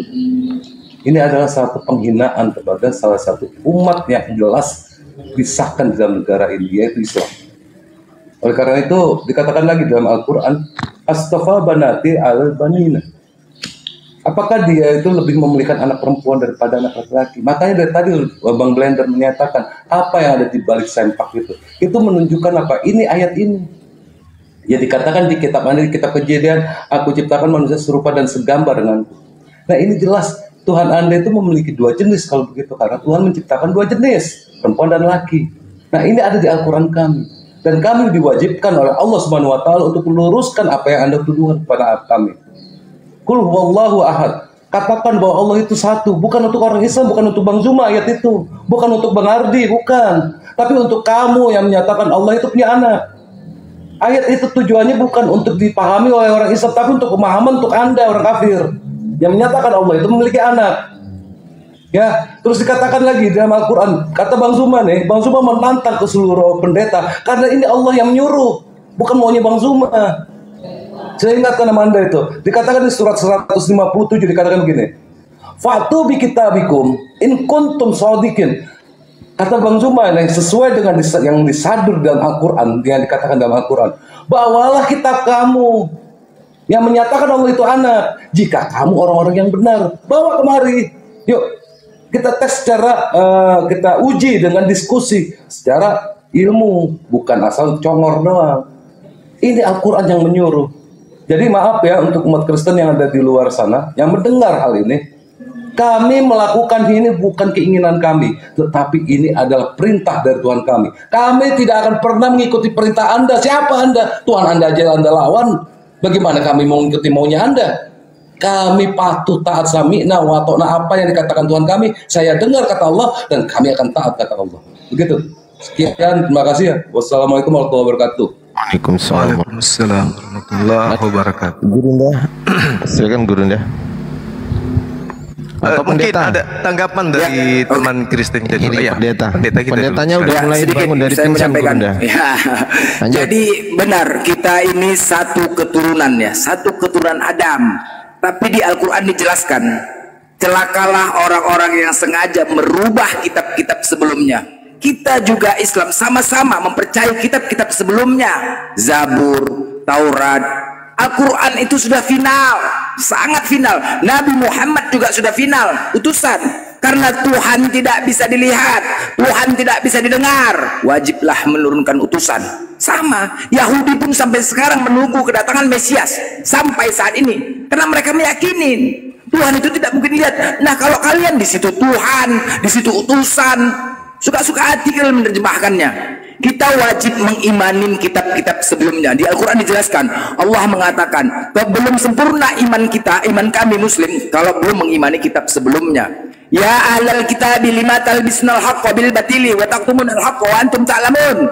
Wahai ahli kitab, mengapa kamu mencampur adukkan kebenaran dengan kebatilan dan kamu menyembunyikan kebenaran padahal kamu mengetahuinya? Jelas, kamu jadikan kitab-kitab itu lembaran-lembaran kertas yang bercerai-berai. Kamu perlihatkan sebagiannya dan kamu sembunyikan sebagian besarnya. Dan tidak ada dan tidak mungkin Al-Quran ini dibuat oleh selain Allah. Tetapi Al-Quran membenarkan kitab-kitab sebelumnya dan menjelaskan hukum-hukum yang telah ditetapkannya. Tidak ada keraguan di dalamnya, diturunkan dari Tuhan seluruh alam. Jelas, jelas ini satu kitabnya sudah final Al-Quran. Coba seandainya kalian cari dan kalian bongkar, apakah Al-Quran itu ada berubah? Satu huruf bahkan satu tajwid pun tidak ada yang berubah sampai sekarang ini. Karena Allah lah yang menjaga Al-Quran tersebut. Allah yang menjaga. Jelas, kalaupun kalian mengatakan Nabi Isa adalah Yesus, benar kata Gurunda tadi, dia adalah utusan. Ketika Nabi Isa diangkat oleh Allah, langsung Allah berdialog kepada Nabi Isa. Itulah bijaksananya Allah. Bisa saja Allah mengatakan, hei manusia, Isa itu bukan Tuhan, tetapi Allah langsung berdialog kepada Nabi Isa. Wahai Isa, ingatkah engkau waktu aku menghalangi Bani Israel untuk membunuhmu? Hai Isa putra Maryam, adakah kamu mengatakan kepada manusia, jadikanlah aku dan ibuku dua orang Tuhan selain Allah? Apa kata Nabi Isa? Ya Allah, tidak patut bagiku mengatakan ya Allah. Jika aku pernah mengatakannya, tentulah engkau pasti tahu ya Allah. Jadi apa yang kau katakan kepada mereka, wahai Isa putra Maryam? Apa kata Nabi Isa? Aku hanya mengatakan, sembahlah Allah Tuhanku dan Tuhanmu, sembahlah Allah Tuhanku dan Tuhanmu, dan aku akan menjadi saksi terhadap mereka. Setelah engkau angkat, engkaulah yang mengawasi mereka. Sama pernyataan Musa pun juga mengatakan, sembahlah Allah Tuhanku dan Tuhanmu. Yesus juga mengatakan, sembahlah Allah Tuhanku dan Tuhanmu. Nabi Isa juga mengatakan, sembahlah Allah Tuhanku dan Tuhanmu. Suruh menyembah Allah, bukan Nabi Isa. Makanya sama pemahaman kita nanti di akhir zaman, Nabi Isa itu akan turun ke bumi untuk menyatakan bahwasanya aku ini bukan Allah. Apakah aku ada pernah mengatakan diriku Tuhan? Apakah aku pernah mengatakan untuk menyembah aku? Ini yang dipertanyakan nanti di akhir zaman. Dicari apa pernyataan Nabi Isa langsung, sembahlah Allah Tuhanku dan Tuhanmu. Suruh menyembah Allah, Allah satu-satunya, Allah Esa. Sesungguhnya telah kafirlah yang berkata Al-Masih putra Maryam adalah Allah, padahal Isa sendiri berkata, hai Bani Israel, sembahlah Allah Tuhanku dan Tuhanmu. Hai Bani Israel. Oh, Yesus ataupun Isa datang hanya untuk Bani Israel, hanya untuk Bani Israel. Kalau memang Tuhan untuk seluruh alam, bukan hanya untuk kaum Bani Israel, bagaimana dengan kaum-kaum yang lain? Pasti irilah. Kenapa Tuhan kau hanya datang ke Bani Israel? Kenapa hanya ke situ Tuhan? Tidak ada pernyataannya dia untuk seluruh bangsa, tidak ada sama sekali. Jadi kalau kalian Tuhan kan masuk neraka lah kalian. Kalian tahan kalian itu masuk neraka. Yang penting kami sudah menyampaikan. Ingat ya, ajaran Islam itu, agama Islam itu rahmatan lil alamin, menyampaikan kebenaran walaupun satu ayat. Itu ajaran kami. Itu ajaran kami, menyampaikan kebenaran walaupun satu ayat. Tidak boleh menambah mengurangin ayat satupun. Ingat ya, ini Islam. Tidak boleh. Sama ketika membaca Bible kalian pun, kami tidak boleh menambah mengurangi Bible kalian. Nggak mungkin. Nggak berani kami menambah mengurang, punya kalian. Makanya kalian sendiri yang mengurangi menambah ayat firman Tuhan itu. Kalian sendiri. Kadang-kadang makanya kalau kalian menjawab suka-suka hati karena bukan berdasarkan firman Tuhan. Jadi suka-suka hati kalian berrelasi. Beginilah jadinya. Mana yang ditambahi dan dikuranginya? Banyak kali lah. Mana? Banyak kali. Bisa buktikan nanti. Gampang. Ya, sekarang ku tanya sama kau. Lukas 14:26. Siapa yang datang kepadaku tidak membenci. Kau tafsirkan. Tafsirkan itu. Silakan. Hei. Enggak, tadi itu disebutkan, tapi disampaikan tadi barang siapa yang datang kepadaku tidak membenci orang tua, saudara laki-laki, saudara perempuan, bahkan diri sendiri, dia bukan muridku. Coba tafsirkan. Iya, itu bagi orang yang baru mengenal Yesus, baru mengikuti Yesus. Itulah. Ingat ya, Yesus selalu mengatakan sebab tertulis. Ingat, janganlah kau mengurangi dan menambahi firman Tuhan. Apa tafsiranmu tentang hal itu? Itu kan cara pemahamannya kan seperti itu. Itulah, beginilah.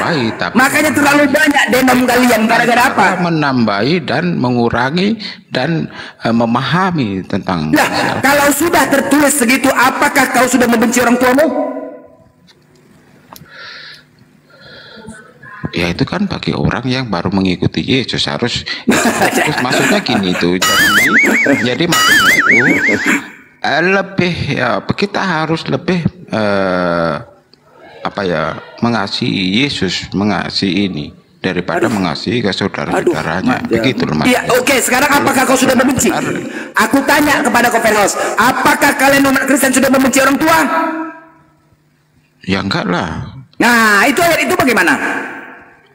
Iya, ini artinya ini dalam bahasa yang disampaikan itu tujuannya maksudnya supaya kita itu lebih mengasihi ke Tuhannya, ke Yesus begitu loh. Daripada orang tua? Iya, betul. Hah? Setelah itu baru ke orang tuanya, ke adiknya kita mengasihi begitu. Ini aku bertanya tentang sebuah kalimat bahasa Indonesia yang baku, Feros. Aku belum tentu masalah ayat dulu. Tentang sebuah kalimat, siapa yang datang kepadaku tidak membenci. Tolong kau tafsirkan artinya itu. Iya, jangan ditafsirkan lurus-lurus begitu. Jadi apa itu maksudnya? Ini orang Indonesia enggak? Kau orang Indonesia? Ya orang Indonesia lah. Tapi cara memahami enggak begitu. Jadi mana? Tidak ada persyaratan khusus untuk membaca Bible kalian. Enggak ada. Tidak ada pengecualian. Coba kau tafsirkan itu. Ya itu sudah saya jawab tadi itu seperti itulah. Apa? Apa jawabanmu? Kita ini harus lebih mengasihi ke Tuhan daripada. Astaga, beginilah. Aduh, capek-capek sekolah orang tua menyekolahkan kau biar supaya pintar. Jangan makin bodoh. Semakin dewasa, akal kita semakin dewasa juga. Ya, jangan makin cetek. Kayak ini tadi yang dikutip tadi saya sama Bang Zuma ya. Setiap orang yang mengaku aku di depan manusia, ini harus dibaca di perikopnya. Ini tentang penganiayaan yang akan datang dan pengakuan akan Yesus gitu loh. Ini nantinya ke arah penyangkalan gitu. Jadi jangan langsung diartikan ini setiap orang yang menyangkal aku di depan manusia, aku juga akan mengakuinya di depan Bapakku. Yang menyangkal aku di depan manusia, aku juga akan menyangkal di depan Bapaknya. Ini masalah nantinya penyangkalan yang udahlah Ferhos, kebenaran Kristen kan? Dari tadi aku dengar cakap onek tensiku. Kebenaran, Anda Kristen kan? Iya. Kebenaran, silakan minta tanggapan Anda. Kebenaran. Jadi berhala. Hei. Tengok. Tengok lagi. Hei, jadi berhala kalian sini. Bangun. Meninggal. Mati pula di sini. Aduh. Santai aja. Ya udah. Santai. Iya, santai. Nah, silakan kau tanggapin. Silakan tanggapin. Apa yang? Ya, Pak Peros tadi sudah menanggapi dengan baik. Otak Anda aja nggak ngeh. Ya. Pak Peros, penjelasan Pak Peros itu paling baik loh. Dia bukan menjelasin, dia curhat tadi, Bertogo, bukan menjelasin. Enggak. Coba dengarkan. Apa? Dia curhat Peros ini, habis itu tidur. Habis curhat dia tidur, ntar lagi dia lah. Baik-baik. Apa? Coba dengarkan, pasang kuping baik-baik. Karena apa yang dibilang Pak Peros? Baik yang dibilang Pak Peros itu. Coba kau yang sebutkan, coba kau yang sebutkan pernyataan Peros tadi. Coba kau sebutkan apa dikatakannya. Coba. Apa? Aduh, cemana lah Anda ini. Ya apa yang dikatakannya? Coba lah. Apa yang dikatakannya? Coba kau jawab. Coba kau jelaskan apa yang dikatakan Peros. Coba kau jelaskan. Dibilangnya tadi. Masa ya apa dibilangnya? Apa yang dibilangnya? Kami nggak paham. Coba kau jelaskan.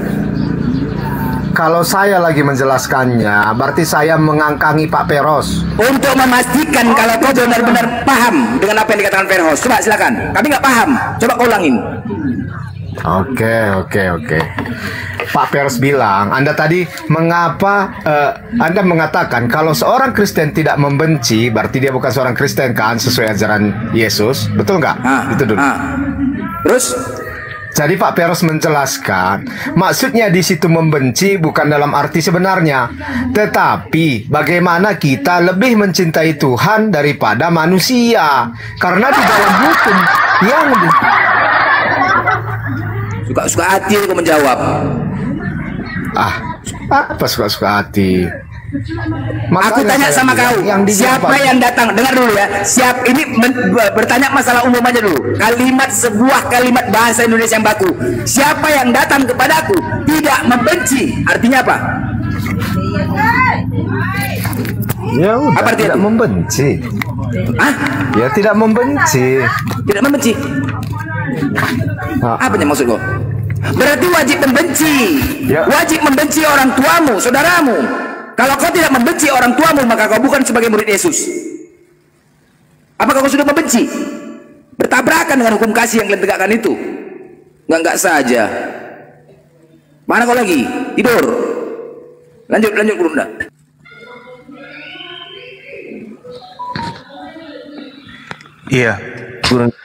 Iya, baik. Jadi sebenarnya begini, Bung. Kalau kita berbicara mengenai Matius 10 yang tadi, itu memang ada data. Jangan kau menyangka aku datang untuk membawa damai di atas muka bumi. Aku datang bukan untuk membawa damai, melainkan pedang. Sebab aku datang untuk memisahkan orang dari ayahnya, anak perempuan dari ibunya, menantu perempuan dari ibu mertuanya. Dan musuh orang adalah orang-orang yang seisi rumahnya. Barang siapa mengasihi bapa atau ibunya lebih daripada aku, ia tidak layak bagiku. Dan barang siapa mengasihi anak laki-laki atau perempuan lebih daripada aku, ia tidak layak bagiku. Ini kalau kita tafsirkan bebas, inti pengajaran Yesus itu adalah kebencian. Jadi kalau kita baca tafsir, lanjutnya tuh Bang. Sabar Bung, sabar. 38-nya gitu. Sabar Bung, sabar. Jadi membaca jangan putus-putus. Ya saya tahu, ini sebenarnya dalil ini bukan untuk kalian. Ini dalil untuk Bani Israel nih. Yesus datang ke tengah-tengah Bani Israel, mengajarkan dirinya sebagai utusan Tuhan. Orang-orang itu tidak percaya. Jadi untuk menjadi pengikut Yesus, kalangan yang percaya kepada Yesus itu kudu wajib membenci Bani Israel yang adalah ayahnya sendiri, ibunya sendiri, saudara-saudara sendiri, demi untuk memilih Yesus sebagai Rasul. Itu yang perlu saudara pahami. Ini bukan untuk kalian ini. Makanya kenapa ada kata penyangkalan? Siapa orang yang mengakui aku di depan manusia, aku juga akan mengakuinya di depan Tuhanku di surga. Maksudnya di sini, manusia yang menyangkal di sini adalah Bani Israel, bukan Kristen. Yesus yang adalah Nabi, utusan Tuhan kepada Bani Israel, sebenarnya tidak ada hubungannya dengan Kristen. Kristen itu bukan umatnya Yesus. Kristen itu adalah umat yang menyusup masuk ke dalam pengajaran Yesus. Ini pengakuan Yesus kepada Bani Israel. Setiap Bani Israel yang mengakui aku di depan manusia sebagai utusan, aku juga akan mengakui di depan Elohim di surga. Barang siapa yang menyangkal aku di depan manusia, maksudnya barang siapa di antara Bani Israel yang menyangkal aku di depan Bani Israel, di depan manusia, aku juga akan menyangkalnya di depan Elohimku di langit. Tak ada hubungannya sebenarnya dengan orang Kristen di sini. Ini adalah pengakuan Yesus ke tengah-tengah Bani Israel, di mana Yesus mengajar mereka selama kurang lebih 3 tahun. Yesus ketika ngajar tidak ada muridnya dari Romawi, apalagi dari Kristen, tidak ada. Ada Bang, ada hubungannya Bang. Ada. Siapa muridnya yang dari Kristen? Siapa? Jadi ini Bang ya, yang di ayat ke-32 tadi itu ini ada hubungannya dengan ayat-ayat di bawahnya ini. Barang siapa mengasihi bapak atau ibunya lebih daripada ia tidak layak lagi. Iya. Barang siapa mengasihi anak laki-laki perempuannya lebih daripada aku, ia tidak layak. Baik. Barang siapa tidak memikul salibnya dan mengikuti aku, ia tidak layak bagiku. Barang siapa sekarang pertanyaan saya. Nah, ini masih ada hubungannya. Tunggu. Sekarang pertanyaan saya, ketika Yesus mengajar di tengah-tengah Bani Israel berkata-kata, apakah ada orang Roma sebagai pengikutnya di situ? Ya, di sini saja barang siapa menyambut seorang ini nabi yang sebagai tertulis, nabi, ini yang tertulis di dalam kitabmu. Pertanyaan saya, ketika Yesus datang di tengah-tengah Bani Israel, apakah Yesus juga berdakwah kepada orang Roma?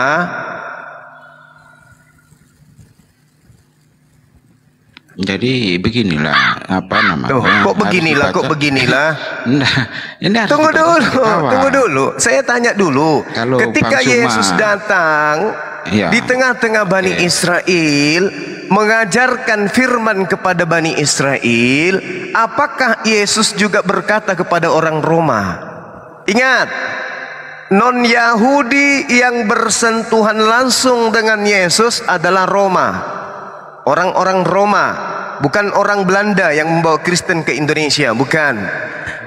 Yesus datang di tengah-tengah Bani Israel, mengajar Bani Israel, murid-muridnya hanya Bani Israel, domba-dombanya hanya Bani Israel. Di tengah-tengah dia ada Romawi. Pertanyaan saya, apakah Yesus juga mengajar, menyampaikan firman kepada orang Roma saat itu? Jawab ya, kan sudah atau saya tidak. Jawab tadi toh Bang. Jadi Israel itu adalah bangsa pilihan. Jadi yang ini kan adalah orang Israel dulu. Begitu nanti setelah itu baru yang dibenahi itu orang Israel dulu, karena orang Israel itu adalah bangsa yang tertengkuk. Setelah itu baru ke seluruh dunia, termasuk ke Romawi, termasuk ke Indonesia, termasuk ke ini. Begitu Bang. Ilmunya dari mana tuh? Ilmunya dari mana? Ilmunya? Loh, karena ada di itu. Mana? Nanti sebarkan Injil ke seluruh bangsa. Iya, ya. Injil yang disebarkan itu pengajaran Yesus atau pengajaran Paulus? Loh, ya jelas pengajaran Yesus lah. Kan Paulus pengajaran itu Yesus, dengar, pengajaran Yesus ketika dia mengajar, murid-muridnya hanya Bani Israel atau juga kepada non-Israel? Maksudnya nanti disebarkan ke hanya Bani Israel saja atau bagaimana pertanyaannya nih? Kan pertanyaannya jelas. Anda ingin mengutip mana? Anda ingin mengutip Markus 16 atau Matius 28?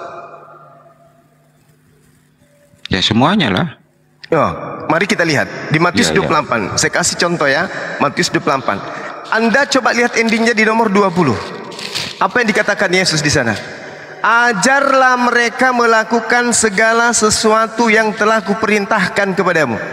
Ajarlah. Nah, di sini kita lihat perintah-perintah Yesus adalah perintah yang kemudian datang kepada Bani Israel ketika Yesus mengajar di tengah-tengah Bani Israel. Betul? Ya, betul. Oke. Ada tidak perintah Yesus untuk kemudian ketika berdakwah selama 3 tahun agar mengajarkan ajarannya ini kepada orang Roma? Ada enggak? Ya, jawabannya itu tadi kan. Yang mana? Yang mana? Yang sudah saya jawab tadi. Jadi memang umat Israel itu umat pilihan. Jadi umat Israel ini yang diinikan dulu. Yang mana? Mana ajarannya untuk Roma? Mana? Ya berikutnya kan. Setelah itu baru diajari. Perintahnya kan jelas tuh. Kita baca Matius 5, Matius 10 nomor 5 sampai 6. Kita baca. Ini perintah Yesus nih. Yang murid-muridnya harus taati. Yesus berpesan kepada ke-12 muridnya. Apa perintah Yesus? Janganlah kamu menyimpang ke bangsa lain. Itu perintahnya. Sedangkan di Matius 28, ajarlah mereka melakukan segala sesuatu yang telah kuperintahkan kepadamu. Murid pertama diajarkan, janganlah kamu menyimpang ke bangsa lain. Murid pertama mengajar ke murid kedua. Murid keduanya siapa? Tentu Bani Israel. Kenapa? Karena ajarannya tetap, jangan kamu menyimpang ke bangsa lain. Murid kedua sampai kepada generasi ketiga menerima pengajaran, jangan kau ke bangsa lain. Generasi ketiga menyampaikan ke generasi keempat, jangan kau ke bangsa lain. Generasi keempat mengajarkan kelima, keenam, ketujuh, ke-8 sampai hari ini, jangan kamu ke bangsa lain. Mana perintahnya pergi ke bangsa lain? Mana? Mana perintahnya ke bangsa lain? Mana? Ada? Ada. Mana? Coba tunjukkan ke saya. Kabarkan Injil ke seluruh bangsa itu. Nah, maksud kabarkan Injil ke seluruh bangsa, kabarkan ke seluruh bangsa manusia di atas muka bumi ini bahwa aku Yesus adalah rasul utusan Tuhan hanya untuk Bani Israel. Kabarkan itu. Itu yang harus dikabarkan. Itu apa yang keluar dari mulut Yesus, itu yang harus dikabarkan. Makanya kami orang Indonesia Islam mengaku dan mendengarkan berita bahwa Yesus diutus hanya untuk Bani Israel saja. Kami pun mengabarkan ke anak-anak kami umat Islam, wahai anak-anakku umat Islam, Yesus adalah utusan Tuhan kepada Bani Israel saja. Kami beritakan semuanya kepada penjuru bumi bahwa Yesus hanyalah nabi utusan untuk Bani Israel saja. Nah, setelah itu kan seluruh bangsa. Seluruh bangsa apa? Seluruh bangsa untuk apa? Untuk mengakui Yesus sebagai juru selamat. Juru selamat untuk seluruh umat. Tak ada dalilnya. Jangan Anda menambahin. Kalau bangsa itu bukan umat, kalau seluruh bangsa, apakah bukan umat itu? Umat, tapi Bani Israel saja. Matius 15 nomor 24. Hanya Israel saja kalau di situ. Matius 15 nomor 24. Coba Anda baca. Baca. Oke. Matius 15:24. Oke. Baca. Apa yang dikatakan Yesus?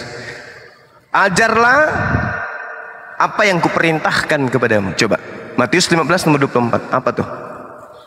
Jawab Yesus, aku diutus hanya kepada domba-domba yang hilang dari umat Israel. Tetapi entar ini harus dibaca seluruhnya. Oke, silakan. Silakan. Ya, saya baca dulu. Lanjut. Iya, silakan. Ada perempuan dari Tiros dan Sidon di situ, dari tanah Kanaan. Terus baca terus. Tetapi perempuan itu mendekat dan sujud menghormat kepada Yesus sambil berkata, Tuhan, tolonglah aku. Oh iya, ini kan untuk menguji keimanan ini, keimanannya betul, ini betul. Ya, betul lah. Tetapi Yesus menjawab, tidak patut mengambil roti yang disediakan bagi anak-anak dan melemparkannya kepada apa? Kepada apa? Kepada apa? Ini kepada apa? Dok. Kepada dok. Berarti di luar Yahudi Yesus menganggap apa? Ya, ini untuk menguji keimanan perempuan itu. Ya, diuji imannya, betul. Diuji. Di luar Yahudi Yesus menyebutnya apa? Anjing. Takut ini aja mau bilang begitu tuh, takut nanti bisa rungkat kata atau perempuan apa. itu, dengarkan, kata perempuan itu benar Tuhan. Jadi Yesus mengatakan dirinya adalah guguk, perempuan mengakui bahwa dirinya guguk. Benar Tuhan. Tetapi bukankah sampah yang jatuh dari meja tuannya itu dimakan oleh guguk? Maka Yesus menjawab dan berkata kepada, hai ibu, besar imanmu. Maka jadilah kepadamu seperti yang kau kehendaki. Sekarang saya tanya kepada saudara, apakah saudara guguk atau domba? Jawab. Ya, ini kan jangan ini kan. Ini kita berbicara mengenai ruas dan bidang pengajaran Yesus. Sekarang saya tanya, apakah iman saudara benar seperti benarnya iman wanita tersebut? Apakah Anda mengaku diri Anda adalah guguk atau mengaku sebagai domba? Betul. Anda guguk atau domba? Tapi ini tujuannya untuk ini kan imannya. Apakah sekarang saya tanya kepada saudara, ini untuk menguji iman saudara. Seperti itu, tapi imannya tetap teguh. Makanya sekarang saya tanya kepada saudara, apakah saudara imannya betul bahwa Anda adalah guguk? Baca di ayat 28-nya. Maka saya baca. Yesus menjawab dan maka Yesus menjawab, hai ibu, besar imanmu. Nah, ini menguji tentang iman ibu itu mengaku dirinya guguk atau mengaku domba? Jawab. Itu gini loh. Jadi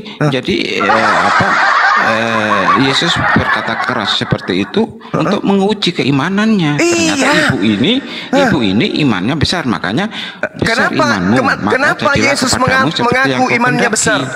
Kenapa Yesus mengaku imannya besar wanita itu? Karena menguji keimanannya. Kalau karena dia wanita seperti anjing tadi, dia langsung dia mentalnya atau imannya jatuh atau ini berarti iman ibu itu besar. Maka jadilah seperti apa yang kau kehendaki. Ibu itu menghendaki apa? Setelah perempuan ini menerima apapun apa yang dikatakan Yesus seperti itu, tapi imannya tetap yakin bahwa dia percaya gitu loh, bahwa dia percaya bahwa percaya Yesus itu akan menyelamatkan. Menyelamatkan buktinya apa? Loh, ini anaknya kan, anaknya. Menyembuhkan bukan menyelamatkan. Ini orang aja ente ini. Sekarang kalau Anda yang sebagai wanita tersebut, Anda dikatakan oleh Yesus tidak patut mengambil roti yang disediakan bagi anak-anak dan melemparkannya kepada guguk. Anda terima tidak Anda disebut sebagai guguk? Ya, terima saja. Berarti iman Anda benar. Anda ingin ditumbuhkan rambutnya sama Yesus? Ya, maka seketika rambut Anda tumbuh. Tapi tidak akan merubah Anda itu menjadi anak. Anda tetaplah guguk. Paham? Paham sampai situ?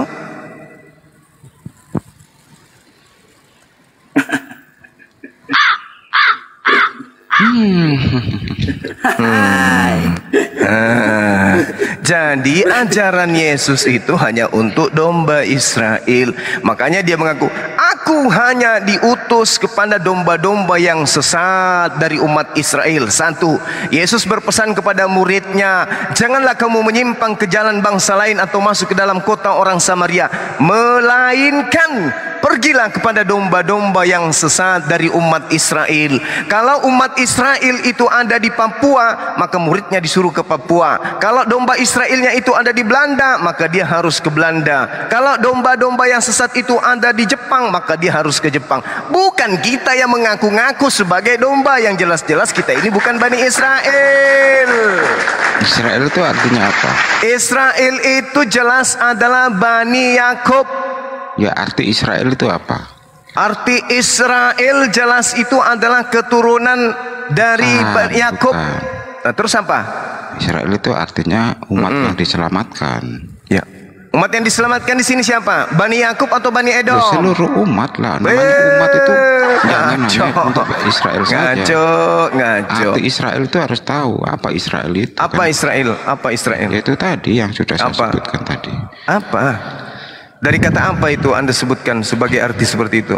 Allah menyelamatkan. Allah menyelamatkan. Menyelamatkan siapa? Ya, seluruh umatnya, ciptaannya.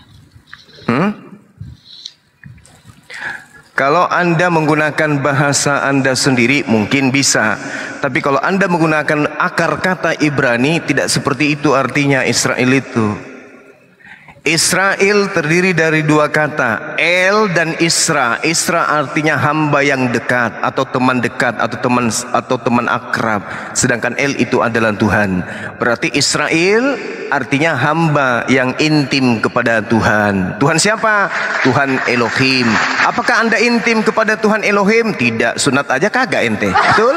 Itu intim lah secara rohani, bukan tentang sunatnya, tapi tidak hati. Bisa. Yesaya 52 nomor 1.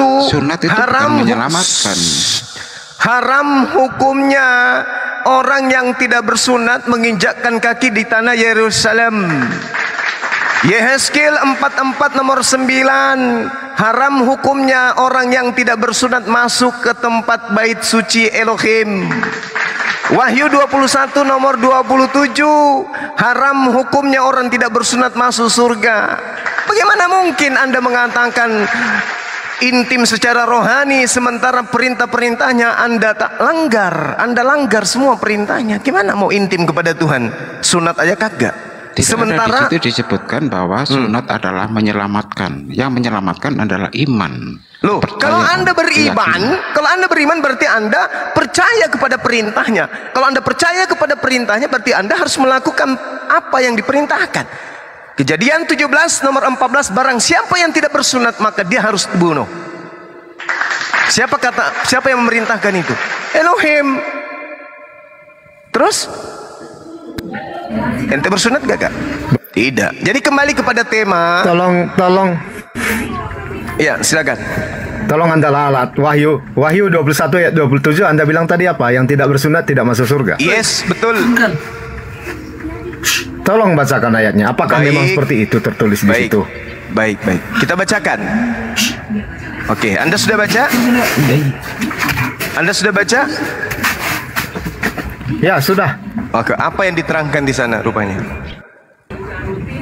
Apa yang diterangkan tetapi di sana? Tidak akan masuk ke dalamnya sesuatu yang najis. Najis itu apa? Masuk ke dalamnya sesuatu yang najis atau orang yang koinos. Oke. Udah, tunggu dulu. Biar saya bacakan dulu. Oke, silakan. Atau orang yang melakukan kekejian atau dusta. Tetapi hanya mereka yang namanya tertulis dalam kitab kehidupan anak domba. Anak domba berarti anak Israel. Anda kah Bani Israel kah ente? Mbak itu. Oke, mari kita baca. Jadi di dalam Wahyu 21 itu, di dalam Wahyu 21 di situ ada kata koinos. Berarti di sini apa? Gimana? Apa?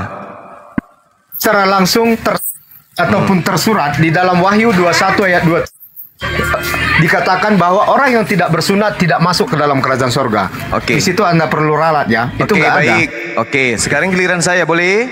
Yang pertama kita lihat Yesaya 52 nomor 1. Terjaga-jagalah, kenalkanlah kekuatanmu seperti pakaian Hai Sion. Kenakanlah pakaian kehormatanmu Hai Yerusalem, kota suci, sebab tidak seorang pun yang tidak bersunat atau apa? Atau najis. Apa kata najis ini dalam bahasa Ibrani? Tame. Apa kata tame dalam bahasa Yunani? Najis dalam bahasa Yunani koinos. Tame dalam bahasa Ibrani, koinos dalam bahasa Yunani. Apa artinya najis? Kita lihat orang-orang yang tame, yang tidak bersunat atau orang najis tidak boleh masuk ke dalam kota Yerusalem. Di dalam Yehezkiel 44 nomor 9, sebab itu beginilah firman Tuhan Elohim, tidak seorang pun dari orang-orang asli yang hatinya dan dagingnya tidak bersunat, artinya koinos atau tame, masuk ke dalam tempat suciku. Ya, setiap orang asing yang ada di tengah-tengah Bani Israel. Maka yang dimaksud di dalam Wahyu 21 ini adalah koinos tame, orang-orang najis tidak boleh masuk ke dalam surga. Masih mau data baru? Masih mau data baru? Oke. Tuhan akan datang kembali di dalam Yehezkiel 23 nomor 2 nomor 3. Tuhan akan datang mengumpulkan seluruh domba-dombanya yang sudah berserak ke seluruh penjuru bumi untuk disatukan menjadi satu kawanan. Kira-kira nih, orang Kristen yang tidak bersunat najis ini masuk nggak dalam kawanan domba? Bisa nggak orang Kristen ini dimasukkan ke Yerusalem satu kawanan dengan Bani Israel? Bisa nggak? Padahal mereka adalah manusia najis. Sedangkan Tuhan mengatakan dalam Yehezkiel 44, wahai Bani Israel, satu kekejian yang pernah kau lakukan di hadapanku yang paling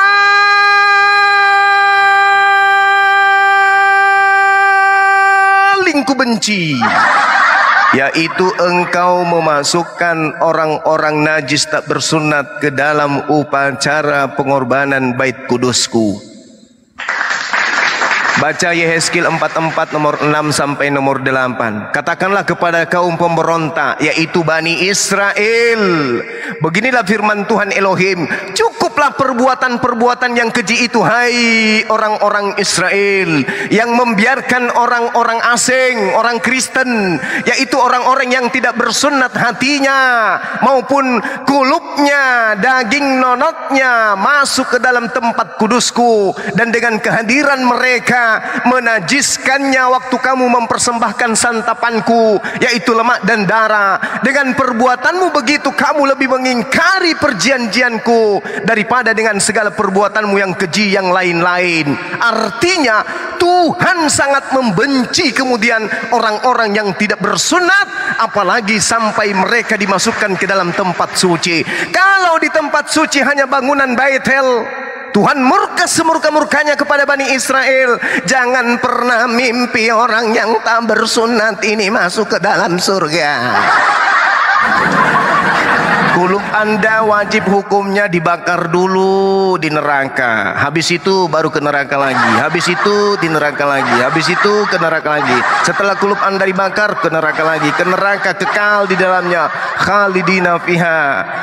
Di sanalah Anda akan bermukim selama-lamanya. Hanya gara-gara sepotong kulub Anda kekal di neraka. Celaka bung, celaka. Mending sekarang Anda cari kapak atau linggis, potong kulub Anda. Silakan yang lain. Anda ini mau azab lucu dulu. Anda cuma. Selalu lucu memang karena apa yang saya sampaikan tidak bisa masuk di akal saudara kan Anda tidak berakal. Hancur perpuluhan. Juma ini mengaitkan wahyu dengan Yesaya. Sementara di sini kata-kata najis nggak sesuai dengan kata-kata najis yang ada di dalam Yesaya. Oke. Bagaimana Anda menarasikan satu kata yang ada di dalam konteks yang berbeda? Itu adalah kesimpulan yang bodoh saya rasa. Oke, baik. Apa-apa. Sekarang saya tanya kepada saudara, apa sebabnya? Sekarang saya tanya, apa sebabnya kemudian Paulus mengatakan orang-orang yang tidak bersunat itu adalah orang yang hidup secara kafir? Apa sebabnya? Jawab saya. Oke. Tunjukkan di mana dalilnya. Kenapa Paulus menyebut orang yang tak bersunat adalah orang yang hidup secara kafir? Kenapa? Ya, tunjukkan di mana dalilnya. Biar Anda saya tidak baca. tahu. Anda tidak tahu. Jangan ngatain saya bodoh kalau gitu. Karena saya yang paham Bible, ente hanya umat Anda nggak paham. Lah sekarang Anda hanya bisa membaca Bible, tapi nggak mengerti Paulus, isinya. Bagaimana Anda mau paham kalau Anda mengetahui isinya aja kagak? Anda bertanya kepada saya, mana tunjukkan dalilnya. Berarti Anda nggak tahu. Karena Anda suka memframing seperti tadi dalam Wahyu. Tidak ada dikatakan di situ bahwa orang yang tidak bersunat tidak masuk ke dalam kerajaan surga. Oke. Anda mengatakan itu satu framing kan? Oke. Sekarang begini, apakah orang yang tidak bersunat itu menurut Tuhan Elohim najis? Kenapa? Saya tanya dulu. Itu tergantung. Sekarang pertanyaan saya. Apakah orang yang tidak bersunat ini menurut Tuhan Elohim najis atau tidak? Menurut Bapak tidak lagi. Nenekmu kiper. Kau nuduh saya, tapi ente itu kemudian melakukan hal yang memframing dalil firman Tuhan. Lucu ente itu. Saya tidak ada memframing. Ini sebab tidak seorang pun yang tidak bersunnah. Dalam bahasa Ibraninya Arel itu orang-orang yang tidak bersunat, orang-orang najis, atau najis dikatakan tame.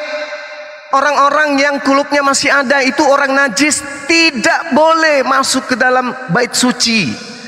Kalau di bait suci aja orang najis tidak boleh masuk, bagaimana di surga? Surga itu tempat kudus. Mana ada orang najis masuk di tempat kudus, sedangkan Baitel aja Tuhan mengharamkannya, menajiskan, apalagi tempat kudus surga, tempat kekal. Masa ada orang berkulup masuk di dalamnya? Makanya Paulus mengatakan dalam Galatia 2 nomor 14, orang-orang yang tidak bersunat adalah orang yang hidup secara kafir. Kenapa kafir menurut Paulus? Karena mereka tidak bersunat.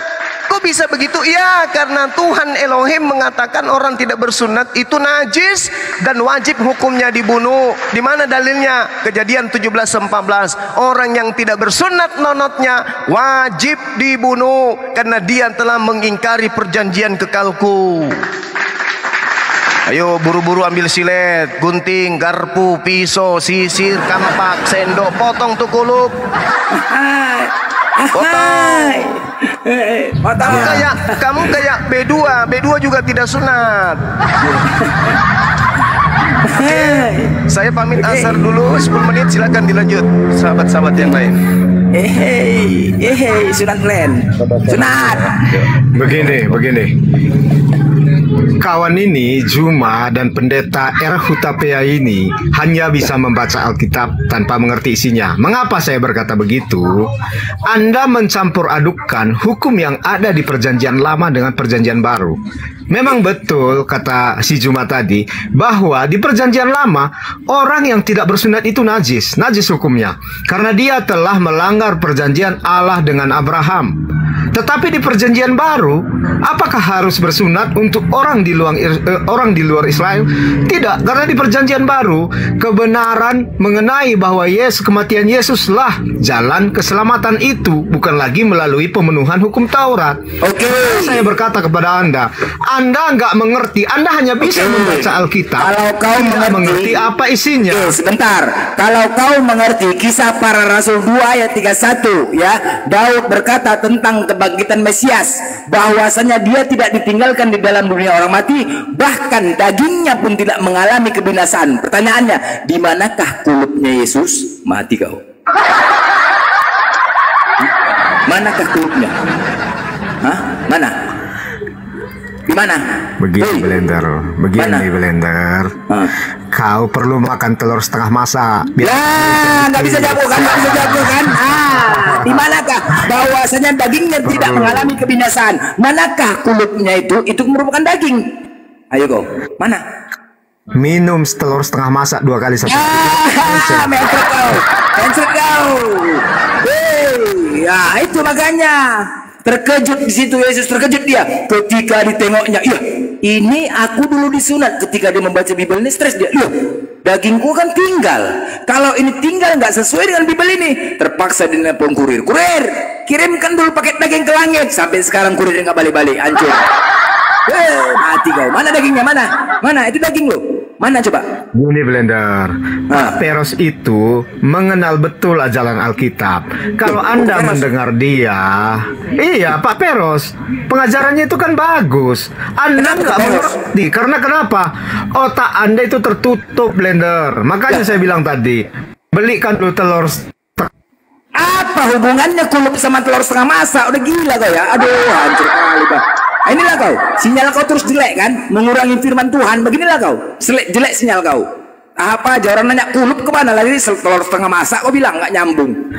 Biar tak mencer, biar. Ya kau jawablah, mana kulupnya? Sesuai nggak pernyataan Daud ini? Bahwa saya dagingnya tidak mengalami kebinasaan. Mana? Coba. Oke, saya pamit. Terus mana? Saya pamit. Terus nih. Mana kau? Kemana, hei? Mau kemana? Nah itulah pening kau kan. Lari kau. Wah, orang aku nanya kulup kok kemana kau? Nggak aja kau. Nah, itulah nggak sesuai.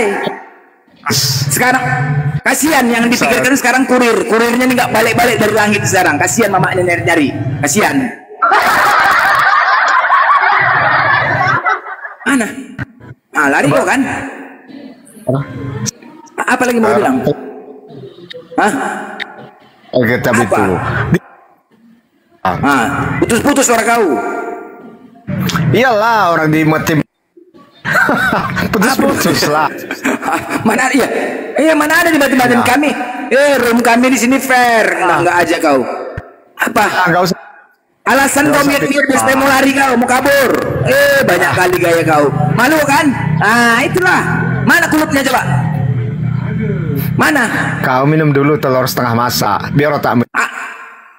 Apa urusannya telur setengah masak dan kulup? Sakit kau ini dah. Ada mana? kaitannya. Aku bertanya dengan pernyataan Daud ini, bahwasanya dagingnya tidak mengalami kebinasaan. Pertanyaanku, apakah kulup Yesus itu sebuah daging? Kau nggak nyambung kau Blender. Matilah kau.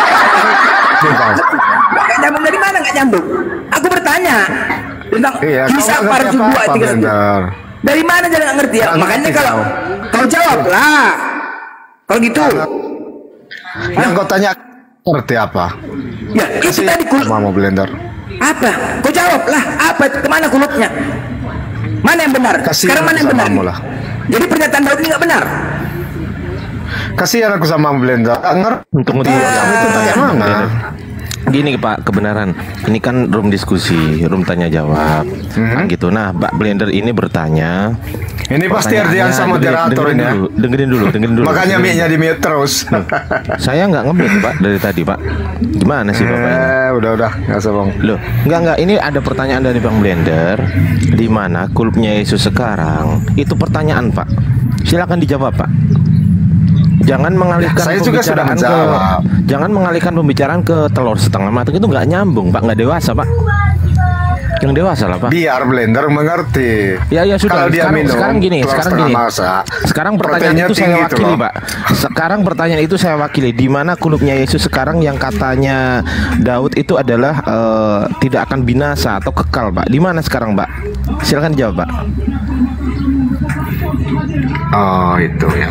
Iya, di mana Pak? Kemarin kulupnya berapa senti dipotong? Biar nanti Ya, saya terangkan. dijawab dulu Berapa Pak. senti Itu dipotong sentimeternya nanti aja yang Iya, penting dijawab biar dulu, saya Pak. terangkan, biar nanti saya terangkan bahwa ukurannya itu nggak berkurang.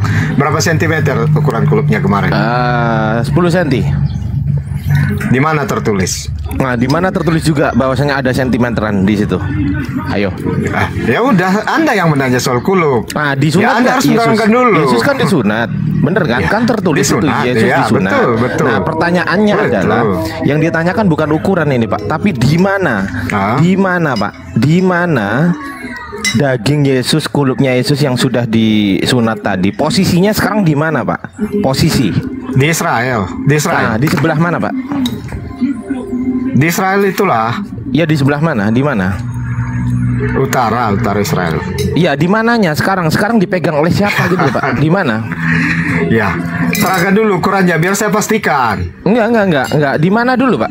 Yang pertanyaan di mana dulu, Pak? Terangkan dulu. Loh, Anda yang pertanyaannya bertanya, Bang Anda Blender harus tadi di menerangkan. mana loh, Pak? Kalau Bapak nggak bisa Anda terangkan diskusi, dulu objeknya. kalau Bapak nggak bisa jawab, Bapak tinggal bilang saya nggak tahu Bang Ardi karena saya nggak punya Saya kapasitas bisa. untuk menjawab. Oke, di mana Pak itu? Saya Di Israel kan? Kemana dia? Kok kabur? Oh, mode melarikan diri biar dikira di-kick. Iya, Gitu. mode larikan diri. Wallahi ya teman-teman, saya nggak nge-kick ya. Dan saya tidak melihat di sini kan kalau biasanya moderator nge-kick tuh ada. Ini saya nggak lihat ada moderator nge-kick. Lanjut Bang Blender. Itulah pura-pura di mute mau kabur, nggak bisa jawab. Hai, mati kalian becret. Silakan, Bang Faruk. Izin Bang, monitor. Assalamualaikum warahmatullahi wabarakatuh. Waalaikumsalam. Silakan Bang. Masya Allah. Silakan Bang. Ini Silakan. saya kalau dengar Bang Blender ini ngomong memang Masya Allah. Gunung pun mau lompat. Betul tidak? Silakan Bang, silakan. Bang, kenapa nggak buat VT lagi Bang? Kenapa nggak buat VT lagi? Udah bikin video. Udah. Kemarin sebenarnya gini, opungku itu kan sekarat. Jadi banyak kesibukan kerjaan ngurusin opung gitu loh. Jadi libur dulu. Ya kemarin udah meninggal dia seminggu yang lalu. Udah gitu. meninggal, baru fokus lagi lah baru bisa main ke TikTok ini lagi. Iya. Makin banyak yang komplain Bang ya dari Kristen Bang ya. Banyak yang bernarasi nggak terima dengan VT Abang dia. Ini saya lagi cari satu akun ini Bang. Semalam masuk dia kan gitu. Masuk ke roomku diskusi. Langsung kesurupan, dia caci-caci, dia maki-maki Nabi Muhammad SAW dengan perkataan binatang. Kurang ajar tuh. Nama akun dia bukan Nabi palsu. Jadi saya kerja sama juga sama teman lagi nyari ini. Kita cari sampai dapat, saya bilang. Saya bilang tolong Ustaz, cari sampai dapat anak ini. Kalau dapat tempatnya di mana, biar saya sendiri yang datang menjumpai dia. Saya bilang. Langsung saya kick dia, begitu terdengar kata-kata itu langsung saya kick dia gitu. Cuman saya menyimak ini tadi dari awal saya masuk kan gitu sampai sekarang ini seperti Mike Tyson lawan petinju amatir ini nampaknya. Silakan Bang, narasi silakan. Iya. Jadi pihak dari teman-teman kita yang Kristen ini ya.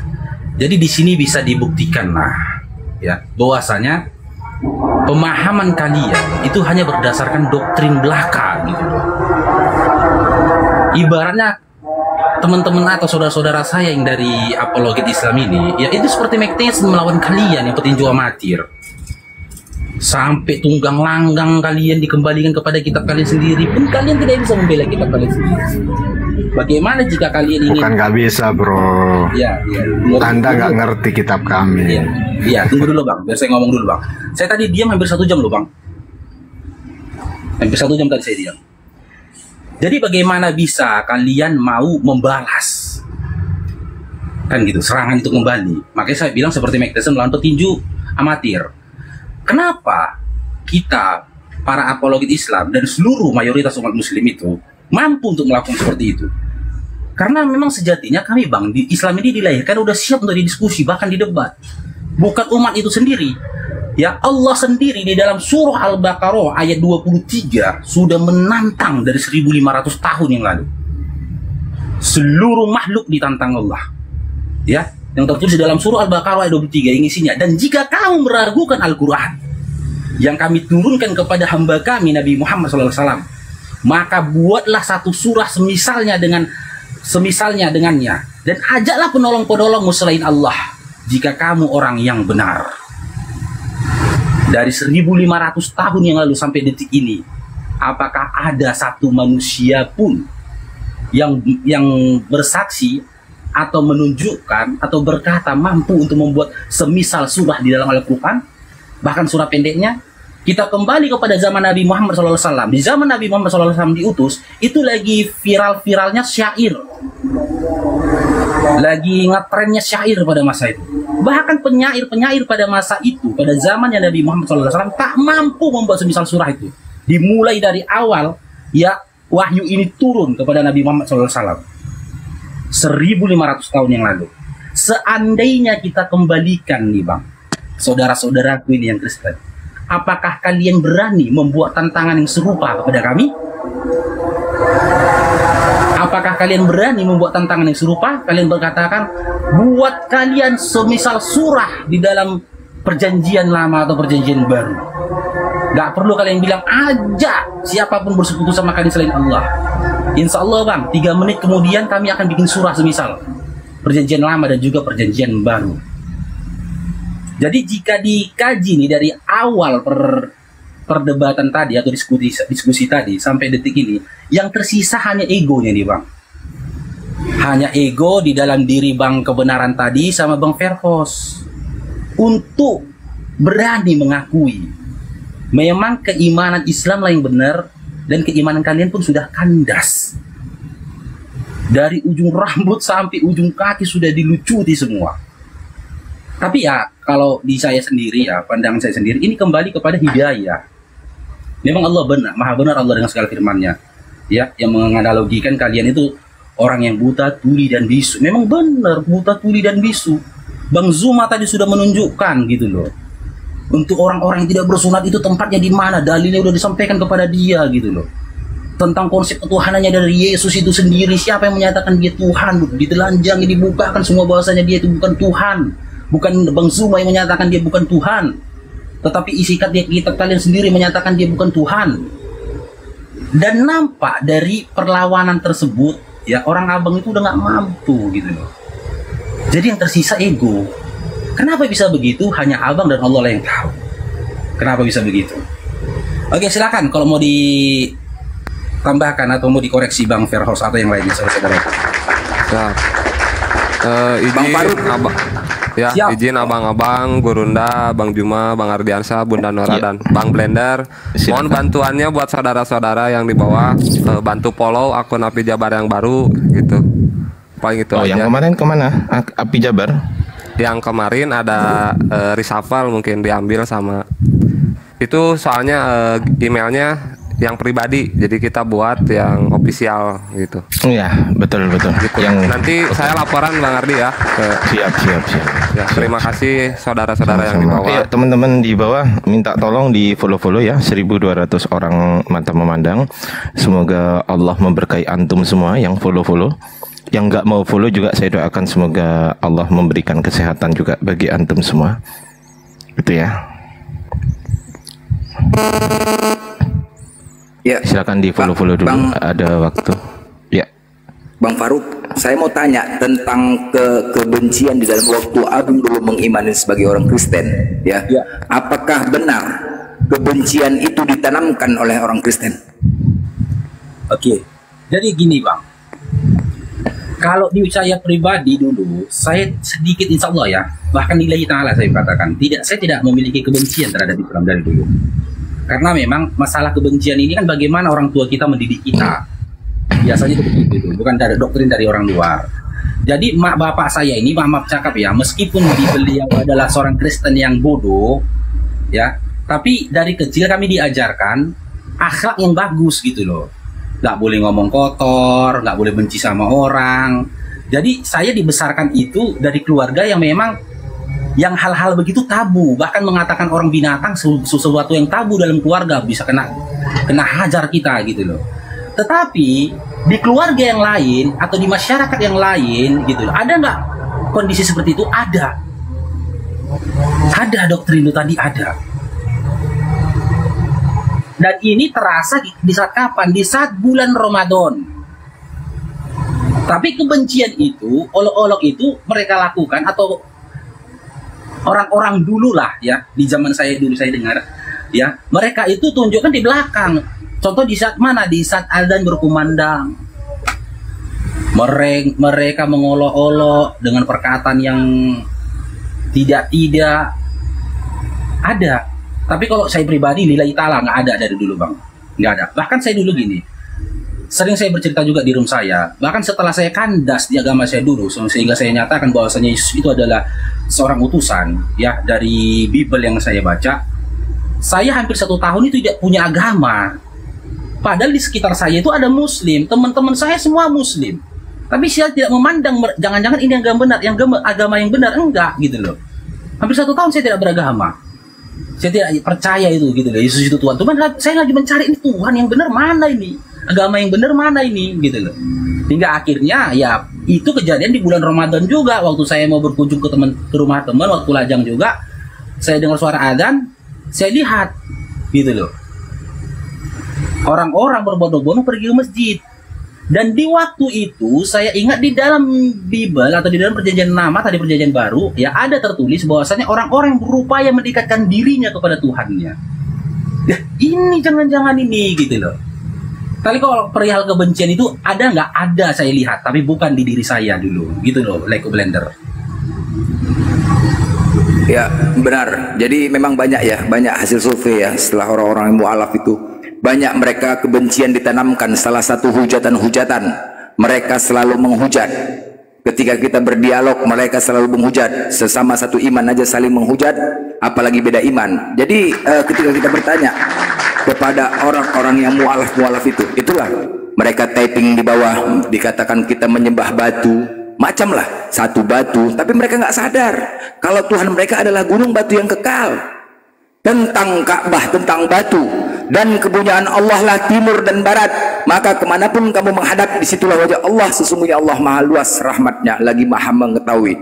Ingat ya, ketika kalian bertanya tentang batu dan Ka'bah, tahun 930 sampai 951 Hajar Aswad pernah hilang, dicuri dan disembunyikan oleh kaum Syiah.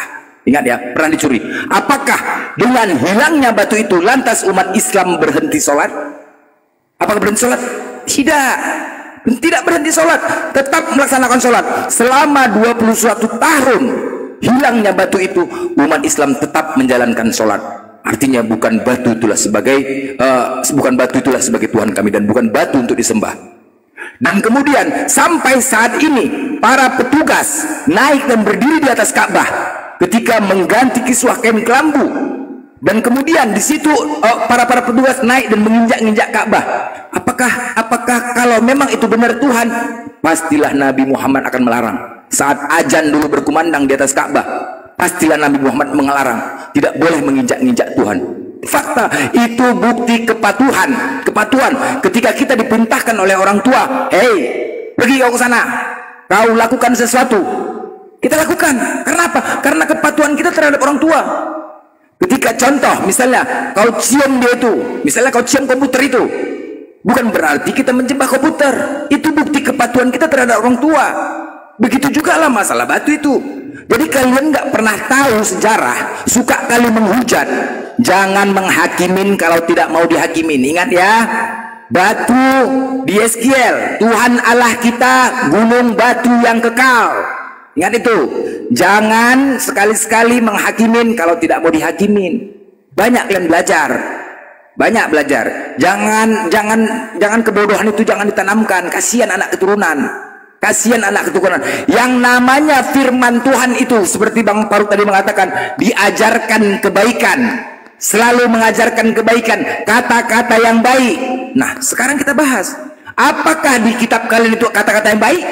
Oh tidak, bagaimana mungkin firman Tuhan mengatakan seperti itu? Auratnya seperti aurat keledai, jakarnya seperti jakar kuda.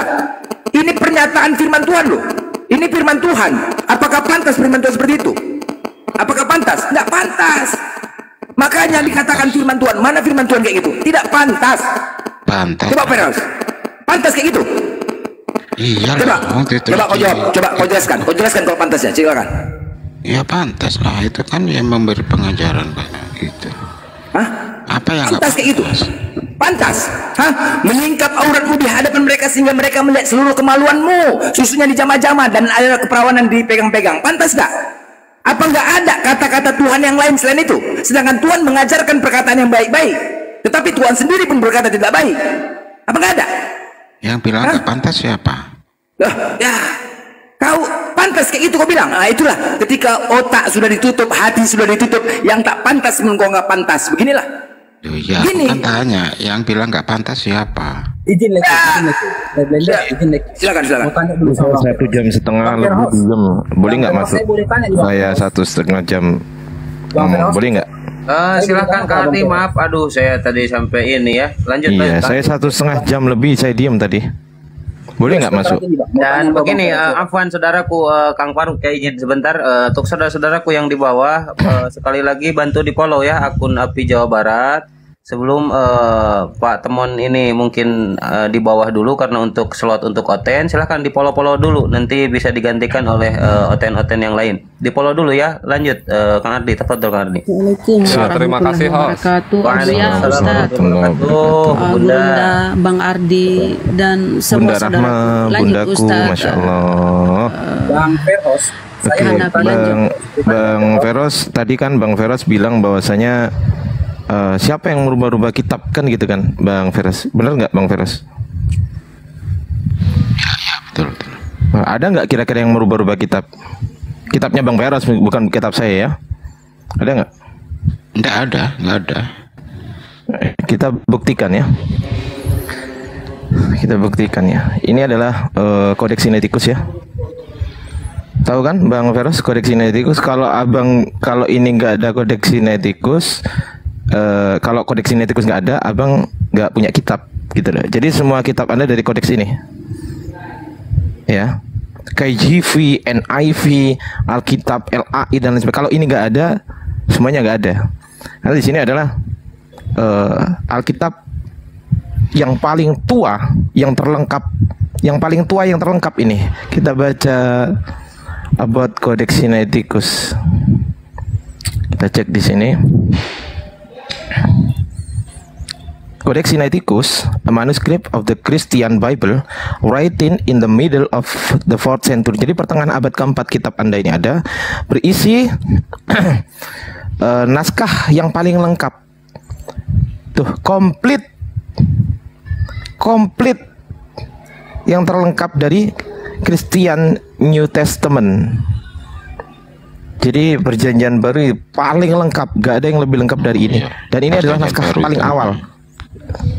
Ya, naskah paling awal. Oke, kita cek sekarang di Markus chapter 1 verse 1. Kita kalau baca di sini bahasa aslinya ya, arche to evangelio Isu Kristo. Nggak ada huyototeo. Huyototeo itu apa? Kita cek. Di sini kalau inilah permulaan Injil tentang Yesus Kristus anak Allah. Nah, ada anak Allahnya nih di sini nih. Kita cek di kodeksnya ya. Ada nggak anak Allah? Arche to evangelio Isu Kristo. The beginning of the gospel of Jesus Christ. Gak ada anak Allah. Oke? Gak ada anak Allah. Kita cek sekarang di kitab Anda. Kalau nggak percaya silakan buka versi apapun juga. Semua ada anak Allah nih. Markus 1 ayat 1 ada anak Allah, anak Allah, anak Allah, anak Allah, anak Allah, anak Allah, semuanya ada. Di Textus Receptus Bible, ini abad ke-16 ya. Ini arche to evangelio Isu Kristo huyototeo, ada tambahan huyototeo atau anak Allah. Nah, pertanyaan saya, dapat dari mana dia? Kenapa dirubah, Bang? Awalnya nggak ada, kenapa di sini ditambahi? Kenapa, Bang? Ini loh. Nah, kenapa ditambahi ini? Kenapa ditambahi ini? Apa itu ya? Ya. Huyototeo, anak Allah. Kenapa ditambahin anak Allah? Iya. Kenapa ditambahin Anak Allah. Anak Allah. Huyutoteo itu anak Allah toh? Iya, kenapa ditambahin anak Allah? Astagfirullahaladzim. Apa nggak kedengeran suara saya ya? Pakai toa kan? Dengar. Gimana sih Bang Feros ini? Ya tadi kan katanya kitabnya nggak dirubah-rubah. Ini apa ini? Huyutoteo. Siapa yang nambahin? Di kodeks Anda, kodeks Sinaiticus. Di sini cuman ada sampai Isu Kristo. Nggak ada Huyutoteo.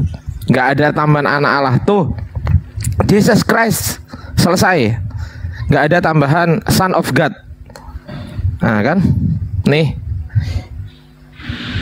Ini kitab yang aslinya ini. Yang aslinya ini. Ini asli dong. Ini aslinya. Tuh kalau nggak percaya. Nah, bisa baca nggak pertanyaan saya?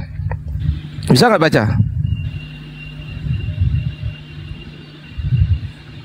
Bisa nggak? Bisa baca nggak? Kecil, nggak bisa. Oh ya ini. Aku klik ini ya. Nah, tuh merah ini. Apa bacanya merah ini? Ngeblur ya. Nih. Ini loh, ini udah ada transliterasinya, Bang. Ini loh, udah ada transliterasinya. Mana anak Allahnya? Nggak ada. Siapa yang nambahin siapa? Ayo. Katanya nggak dirubah kitabnya. Kitabnya katanya nggak dirubah. Saya punya datanya. Jangan cuma modal congor. Kalau cuma bilang wah itu salah, ya itu namanya modal congor. Kalau salah dibantah pakai data. Mana data Anda?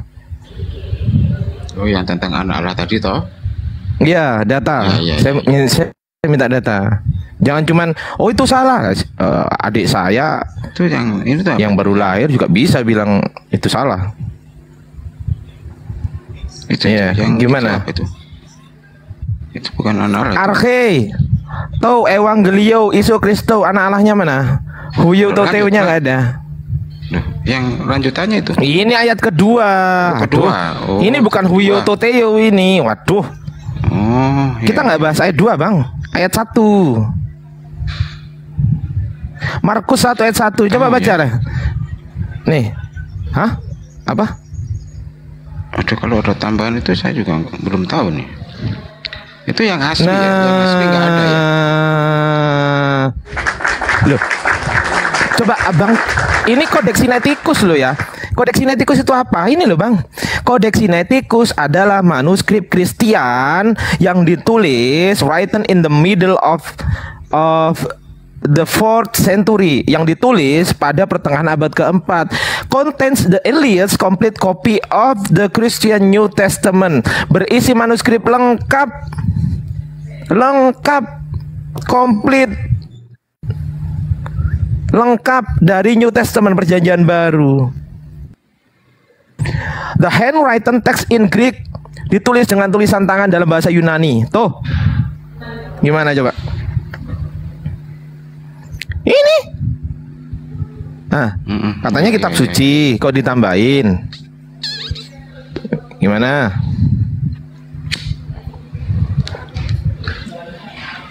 Ayo, siapa yang nambahin? Ini kan Textus Receptus. Textus Receptus KJV pakai ini. Oh iya.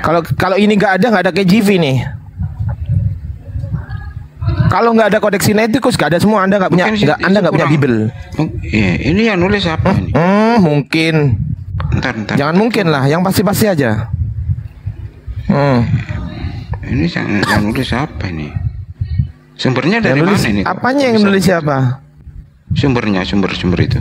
Loh, lah ini? Oke, sumbernya ini. Silakan. Textus Receptus Bibles.com, asli ya, bukan Wikipedia. Ini bukan Wikipedia. Textus Receptus Bibles.com. Tuh, bukan Wikipedia nih. Kalau nggak percaya, silakan teman-teman. Di screenshot teman-teman ya. Duh, meragukan. Ya kalau data saya Textus Receptus ini meragukan, silakan tunjukkan Textus Receptus Anda yang tidak meragukan kepada saya. Tunjukkan. Apa? Ya, nanti saya ini Tunjukkan, Bang. Saya Ayo, Pak Peros jujur lah, yang Pak Peros. asli yang ini. Jangan membohongi diri sendiri. Ya, nggak Satu. apa-apa, ini kan ya. Itu satu. Ya. Jangan membohongi diri sendiri. Oke. Nanti Nih, saya cari. ada Huyo Toteo kan? The Son of God. Ada The Son of God. Di sini The Son of God. Tuh, di sini The Son of God. Huyo Toteo. Nah, kenapa di kodeks Anda nggak ada? Ya, ntar tak cari. Tertua yang ini. aslinya tuh. Itu Ini tertua baru itu ya. satu ini. Tertua. Kalau nggak Tahun percaya, berapa dia? ketik aja di Google. Kodeks. Kenapa? Ntar. Itu tahun berapa itu di? Kodeks Sinaiticus ini kodeks tertua, Bang. Terlengkap tertua. Pada pertengahan abad keempat. Di sebelum itu Anda nggak punya kodeks. Kalau Anda punya kodeks lebih tua dari ini, tunjukkan ke saya. Ya, nanti saya cari kodeks. Itu satu ya. Itu satu. Sekarang dua. Bang. Saya punya Markus 16. Di kitab Anda Markus 16 itu ayatnya sampai berapa, Bang? Markus? Coba kasih tahu saya. Oke, Markus ya. Ya, Markus 16 ayatnya sampai berapa? Ya, silakan. Saya buka dulu. Markus 16 ayatnya sampai berapa di tempat Anda? Ya, saya. Ya, silakan buka dulu. Sampai 20.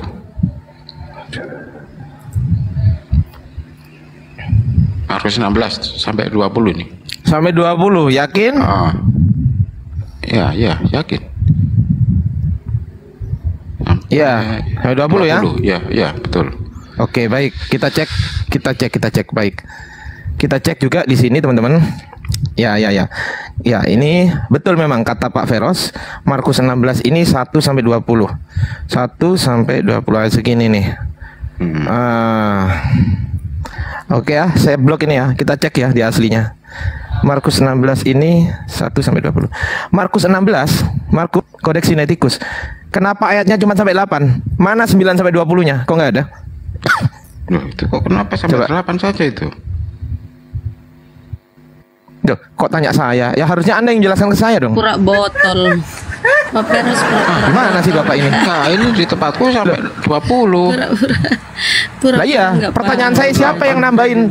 Siapa yang nambahin 9 sampai Iya, pertanyaan saya siapa yang nambahin 9 sampai 20-nya? Siapa yang nambahin? Di sini nggak ada loh. Nih. Markus ya.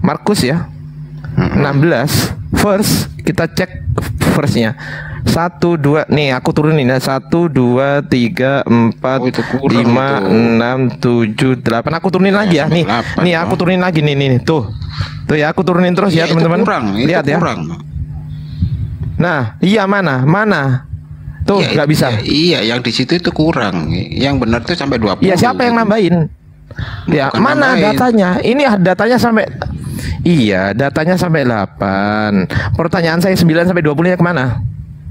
Bukan gitu. Itu yang kurang justru yang di situ yang kurang. Di sini sampai 20. Oh, berarti yang lebih lama yang salah. Berarti yang lebih lama yang salah. Gitu. Berarti yang lebih lama yang salah. Bener. Gitu. Berarti yang lebih lama yang salah. Ini lengkap ini Ardiansa. Ini Markus. Ini kalau nggak bisa kondusif.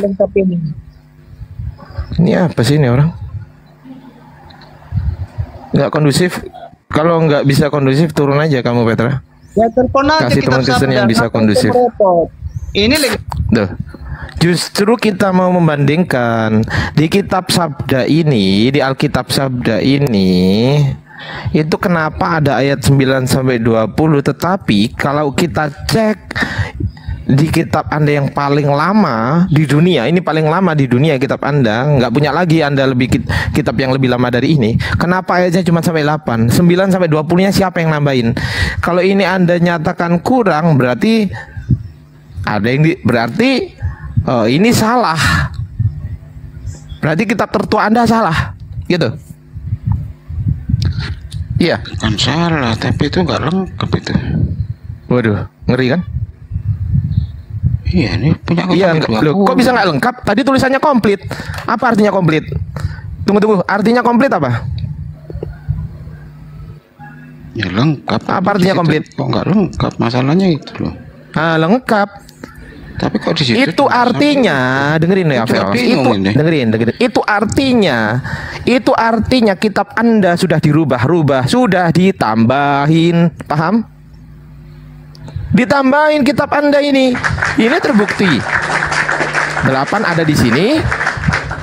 Sampai 8, 9 sampai 20 nggak ada. Ternyata di belakang-belakang ada 9 sampai 20. Tuh. Ntar kalau sampai 8 tuh saya baca ini lalu mereka keluar dari dan 8-nya cuma sampai 8A ya, cuman sampai sini. 8B-nya nggak ada. Nih, lalu mereka keluar dari dan lari meninggalkan kubur itu sebab gentar dan dahsyat menimpa mereka. Mereka tidak mengatakan apa-apa kepada siapapun juga karena takut. Masih kurang. Ya, kita cek di sini ya. Ya, kita cek di sini teman-teman ya. Nih. And going out the flight from the sepulchre for trembling and astonishment had seized them, and they said nothing to anyone, for they were afraid. Afraid ini takut, bener nggak? Afraid ini takut, bener nggak teman-teman? Cuman sampai takut doang. Nah, yang ini yang nambahin siapa ini? Dengan singkat mereka sampaikan semua pesan itu kepada Petrus. Nah, ini siapa yang nambahin? Siapa yang ngasih ini? Coba. Nah, ini padahal ini untuk ayat berikutnya tentang kebangkitan loh ini. Ya makanya tentang siapa Yesus yang nambahin pertanyaan saya? Diri untuk mengutus muridnya. Yesus terangkat ke surga ini. Masalahnya di Pak Feros, pertanyaan saya simpel. Siapa yang nambahin ayat 8B ini? Ini kan 8A, ini 8B ya. Nih tuh. Ayat 8B sampai ayat 20 ini siapa yang nambahin Pak Feros?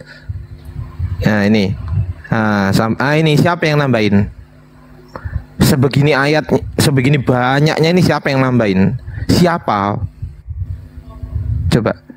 Di sini nggak ada padahal. Di sini cuma sampai 8. Iya, nah ya itulah. Iya, siapa yang nambahin? Padahal ini yang selanjutnya ini lebih penting juga ini masalah itulah siapa yang nambahin? Penampakan diri dan ini tentang kenaikan Yesus ke surga ini. Berarti di situ nggak ada itu. Nggak ada. Makanya siapa yang nambahin? Bapak baru tahu ini. Tahu juga. Iya, baru tahu juga ini. Nah, berarti kitab-kitab itu. Iya. Sekarang saya tanya, Pak, yang lebih benar itu yang lebih tua atau yang lebih muda? Kalau menurut kita bahasan ini ya, kita bahasan sesama kitab Kristen loh ya, sesama kitab Kristen. Saya nggak keluar dari sesama kitab Kristen ya. Ingat, sesama kitab Kristen. Menurut Anda, yang lebih tua itu yang lebih benar atau yang lebih tua itu yang lebih salah? Ya, enggak begitu, bukan masalah benar tidaknya, bukan masalah ininya. Mungkin itu belum tertulis di situ, mungkin ya. Belum tertulis. Ini abad keberapa, Pak? Saya tanya, ini abad keberapa? Abad keberapa, Pak? Pertengahan abad keempat, bener nggak? Keempat. Oh, ya. Pertengahan abad keempat. Nah, ini abad keberapa nih? Alkitab Sabda abad keberapa nih? Berapa sih itu? Iya, abad keberapa? Iya, sekarang lah. Nah, iya. Abad ke-19 lah. 19 lah, ya. Iya, abad ke-19 kan? Bener nggak? Betul. Iya, kok bisa. Pertanyaan saya, lebih tua mana? Abad ke pertengahan abad keempat atau abad ke-19? Lebih tua mana? Iya, abad keempat lah. Iya, makanya itu. Kita coba jujur ya, Pak. Kita coba jujur, Pak ya. Kita coba jujur. Kita main jujur ya. Ini data ya, Pak. Kita nggak main iman ya di sini ya. Kalau main iman selesai kita, nggak ada yang dibahas. Karena itu iman Anda. Gurunda Zuma kalau udah monitor ya Gurunda. Nanti saya izin mute ya, Gurunda ya. Oke. Jadi ini data dari kodeks nih. Kodexsinaiticus.org. Pak Feros bisa ketik di Google manapun juga. Kodeks tertua umat Kristen itu adalah Kodeks Sinaiticus. Gak ada yang lebih tua dari ini, Pak. Ini paling tua dan paling lengkap. Gak ada yang lebih lengkap dari ini. Paham? Iya. Paham, Mbak? Ya silakan diketik kalau nggak percaya. Di sini Markus 16 verse sampai cuma 8. Nih, cuma sampai 8 nih. Tuh. Coba di mana posisinya dia sih? Aku pengen tahu. Tuh. Iya, sampai 8 di situ ya. Ah, nih. Nih, Pak, nih. Ini posisinya ini. Ini terakhir, Pak. Udah nggak ada kan ini kan? Tuh, nggak ada kan? Kosong kan? Kosong nggak ini? Kosong kan? Kosong. Nah, kosong. Nah, dari mana kira-kira, Pak? Saya kasih tahu ya, Pak ya.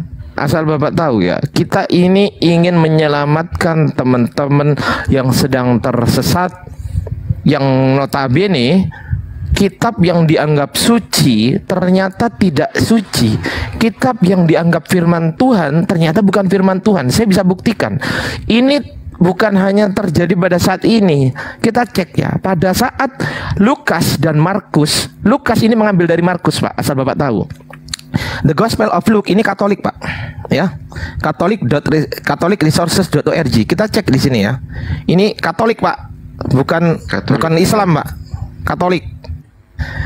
The Gospel of Luke use an adaptasi dari Markus. Oke ya, kita cek. Ada berapa yang dihilangkan oleh Lukas?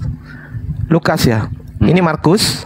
Ini bahasanya tentang the Baptist description.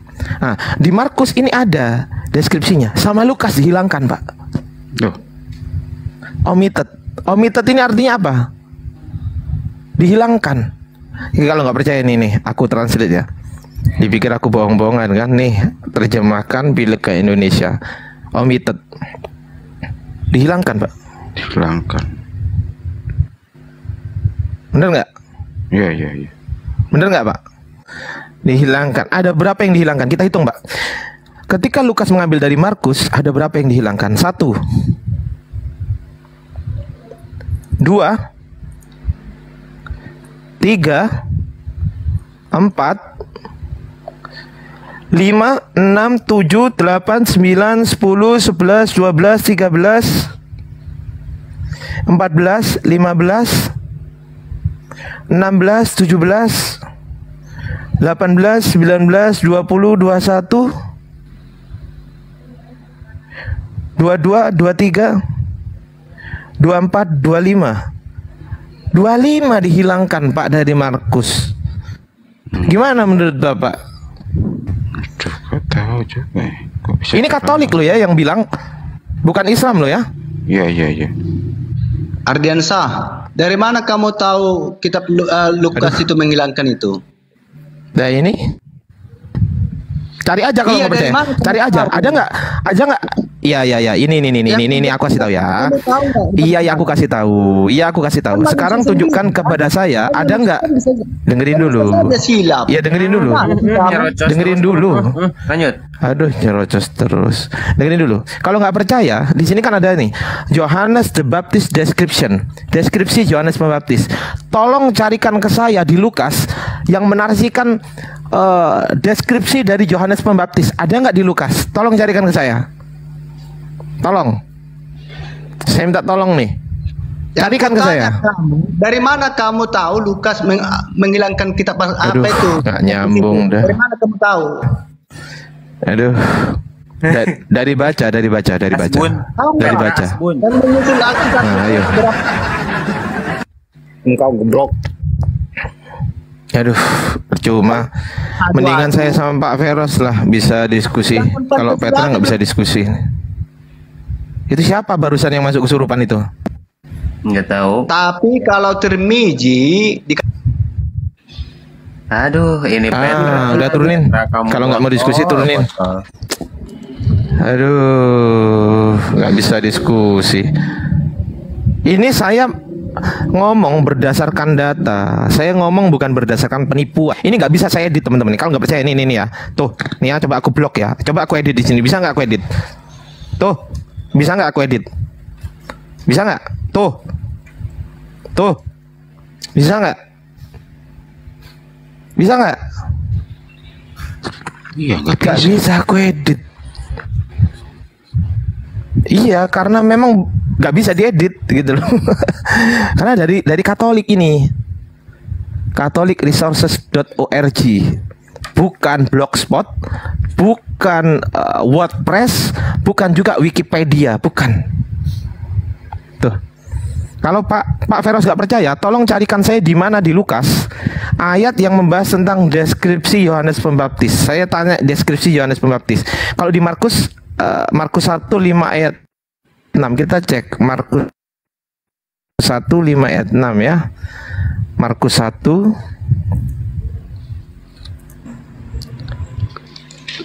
Markus 1:5-6.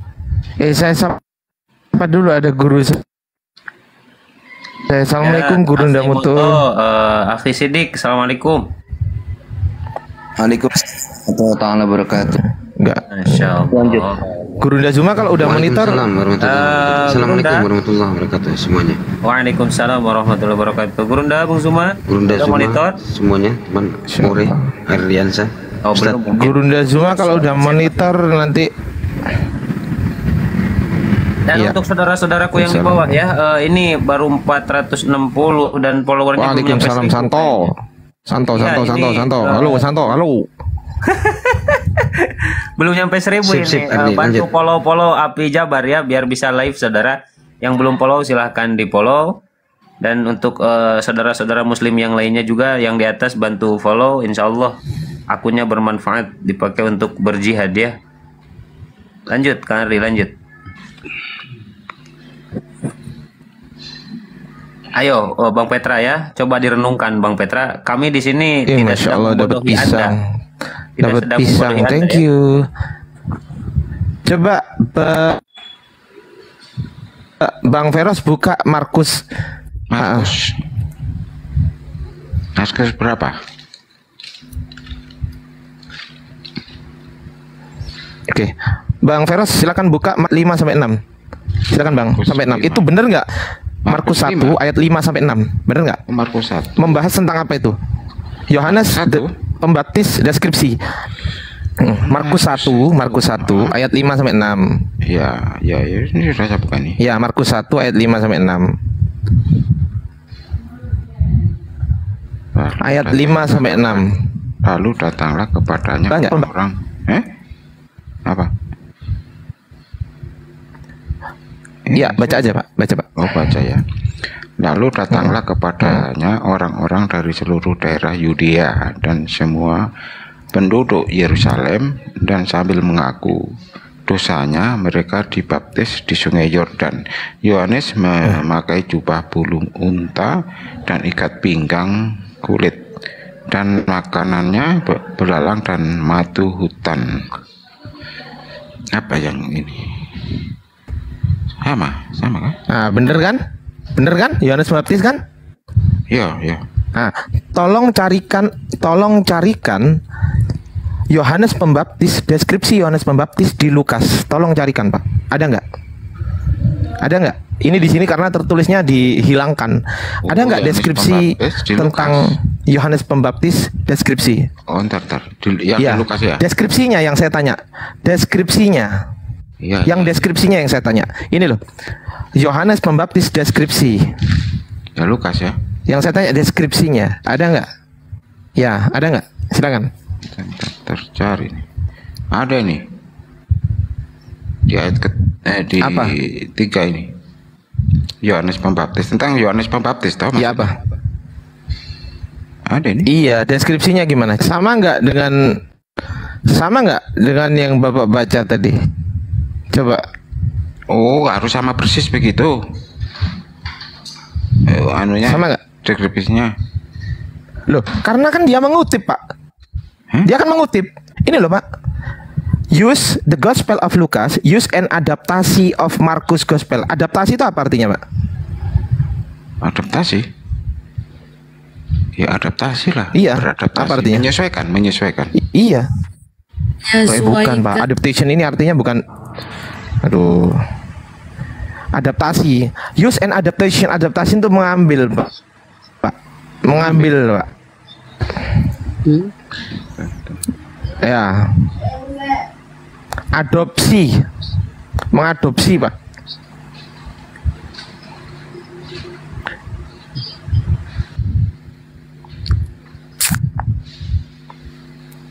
mengutip ya. Di sini Yesus family keluarga Yesus berpikiran bahwasanya Yesus itu gila, Pak. Ada di Markus 3 ayat 19 sampai 21. Ada nggak di Lukas, Pak? Coba dicari, Pak. Di Markus 3 ayat 19 sampai 21, Yesus itu dinyatakan gila oleh oleh Markus oleh keluarganya. Bener nggak, Pak? Iya benar oleh keluarganya. Sekarang tolong carikan di Lukas, ada nggak? Ini diskusi. Karena di sini tertulis ya nggak ada lah. Nggak ada. Kenapa nggak ada, Pak? Omitted soalnya, Pak. Dihilangkan sama si Lukas. Ini loh, Pak. Loh kan yang nulis kan masing-masing ini. Kan nggak pasti persis semuanya. Loh, gimana sih Bapak? Ini kok nggak paham sih? Apakah yang di situ Lukas ini ngambil dari Markus, Pak. Loh. Bapak ini Pak nih. Lukas itu ngambil dari Markus, Bapak. Saya kasih tahu ya. Lukas itu ngambil dari Markus, Pak. Nih aku kasih tahu, Pak. Pak. Jadi Lukas ini mengambil dari Markus dan dihilangkan oleh si Lukas. Karena gospel tertua itu adalah Markus, Pak. Paham nggak, Pak? Maksud saya, Pak? Markus. Lukas mengambil dari Markus terus dihilangkan. The Synoptic Gurunda Zuma nanti kalau udah monitor Gurunda Zuma kalau udah monitor bilang ya Gurunda. Saya nanti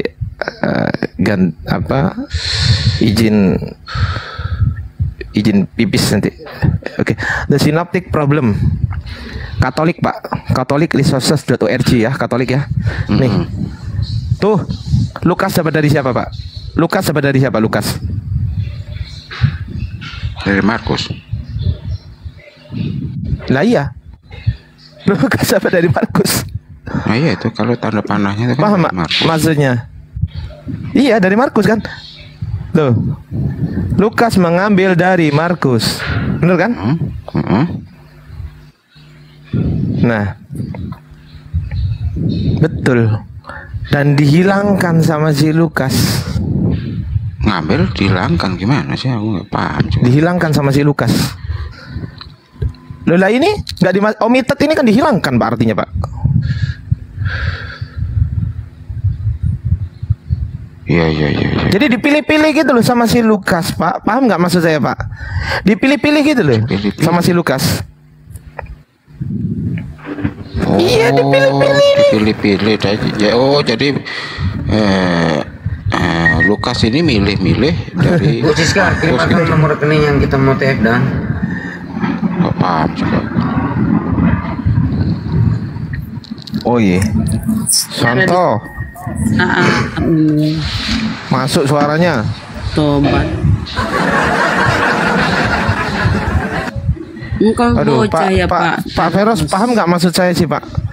Lukas ini, Pak, ngambil dari Markus. Terus dipilih-pilih, ada yang tetap ditulis, ada yang dihilangkan sama Lukas. Pertanyaan saya, kalau dia ngambil dari Markus, kenapa kok dihilangkan? Katanya nggak boleh menghilangkan atau mengurangi firman Tuhan. Nah, ini dikurangi sama dia. Gimana, Pak? Tahu dari mana dikurang-kurang? Katolik, Pak. Iya, Katolik. Bapak ini kan ya. Nih. Katolik ini kan ini loh, Pak. Katolik. Nah, sekarang oke, tahu dari mana ya dikurangi ya? Oke, baik, Pak. Baik. Sekarang gini, Pak. Untuk menguji kebenaran ini kita cek ya. Di sini Markus 3 ayat 19 sampai 21. Kita cek Markus 3 ayat 19 sampai 21 ya. Bapak 19 sampai 21. Coba cek, Pak. Ini mengenai Jesus family thinks he's crazy. Jadi menurut keluarganya Yesus itu gila. Ini ada di Markus 3 19. Coba Bapak buka. Ya, ntar. Markus. Gini kan enak kalau belajar. Ya, Matius berapa? Markus, Pak. Markus. Markus. Markus ya. Udah, Markus. Nah, ini loh Pak. Ini udah. Markus ya, Markus 3 ayat 19 sampai 21. Kita baca yang ayat 21 ya, 20 ya. Kemudian Yesus masuk ke sebuah rumah, maka datanglah orang banyak berkerumun pula, sehingga makan pun mereka tidak dapat. Waktu kaum keluarganya mendengar hal itu, keluarganya ini kan Yesus, keluarganya Yesus mendengar hal itu, mereka datang hendak mengambil dia kan Yesus. Sebab kata mereka, Yesus tidak waras lagi. Nah, Bapak silakan cari narasi begini. Oke lah, nggak usah persis lah. Yang menyatakan Yesus gila di Lukas ada nggak? Kalau di sini keterangannya dihilangkan. Kalau di sini keterangannya dihilangkan. Coba Bapak cari. Bapak cari di Lukas, ya di Lukas. Tolong cari di mana narasi Yesus gila. Diambil sama keluarga. Sama begitu, harus ya udah nggak sama nggak apa-apa, yang penting Yesus gila. Yesus dibilang gila oleh keluarganya. Udah nggak sama nggak apa-apa. Sekarang cari Pak, ada nggak? Menurut keluarganya Yesus gila. Nah, ada nggak di situ? Coba di Lukas. Coba cari Pak.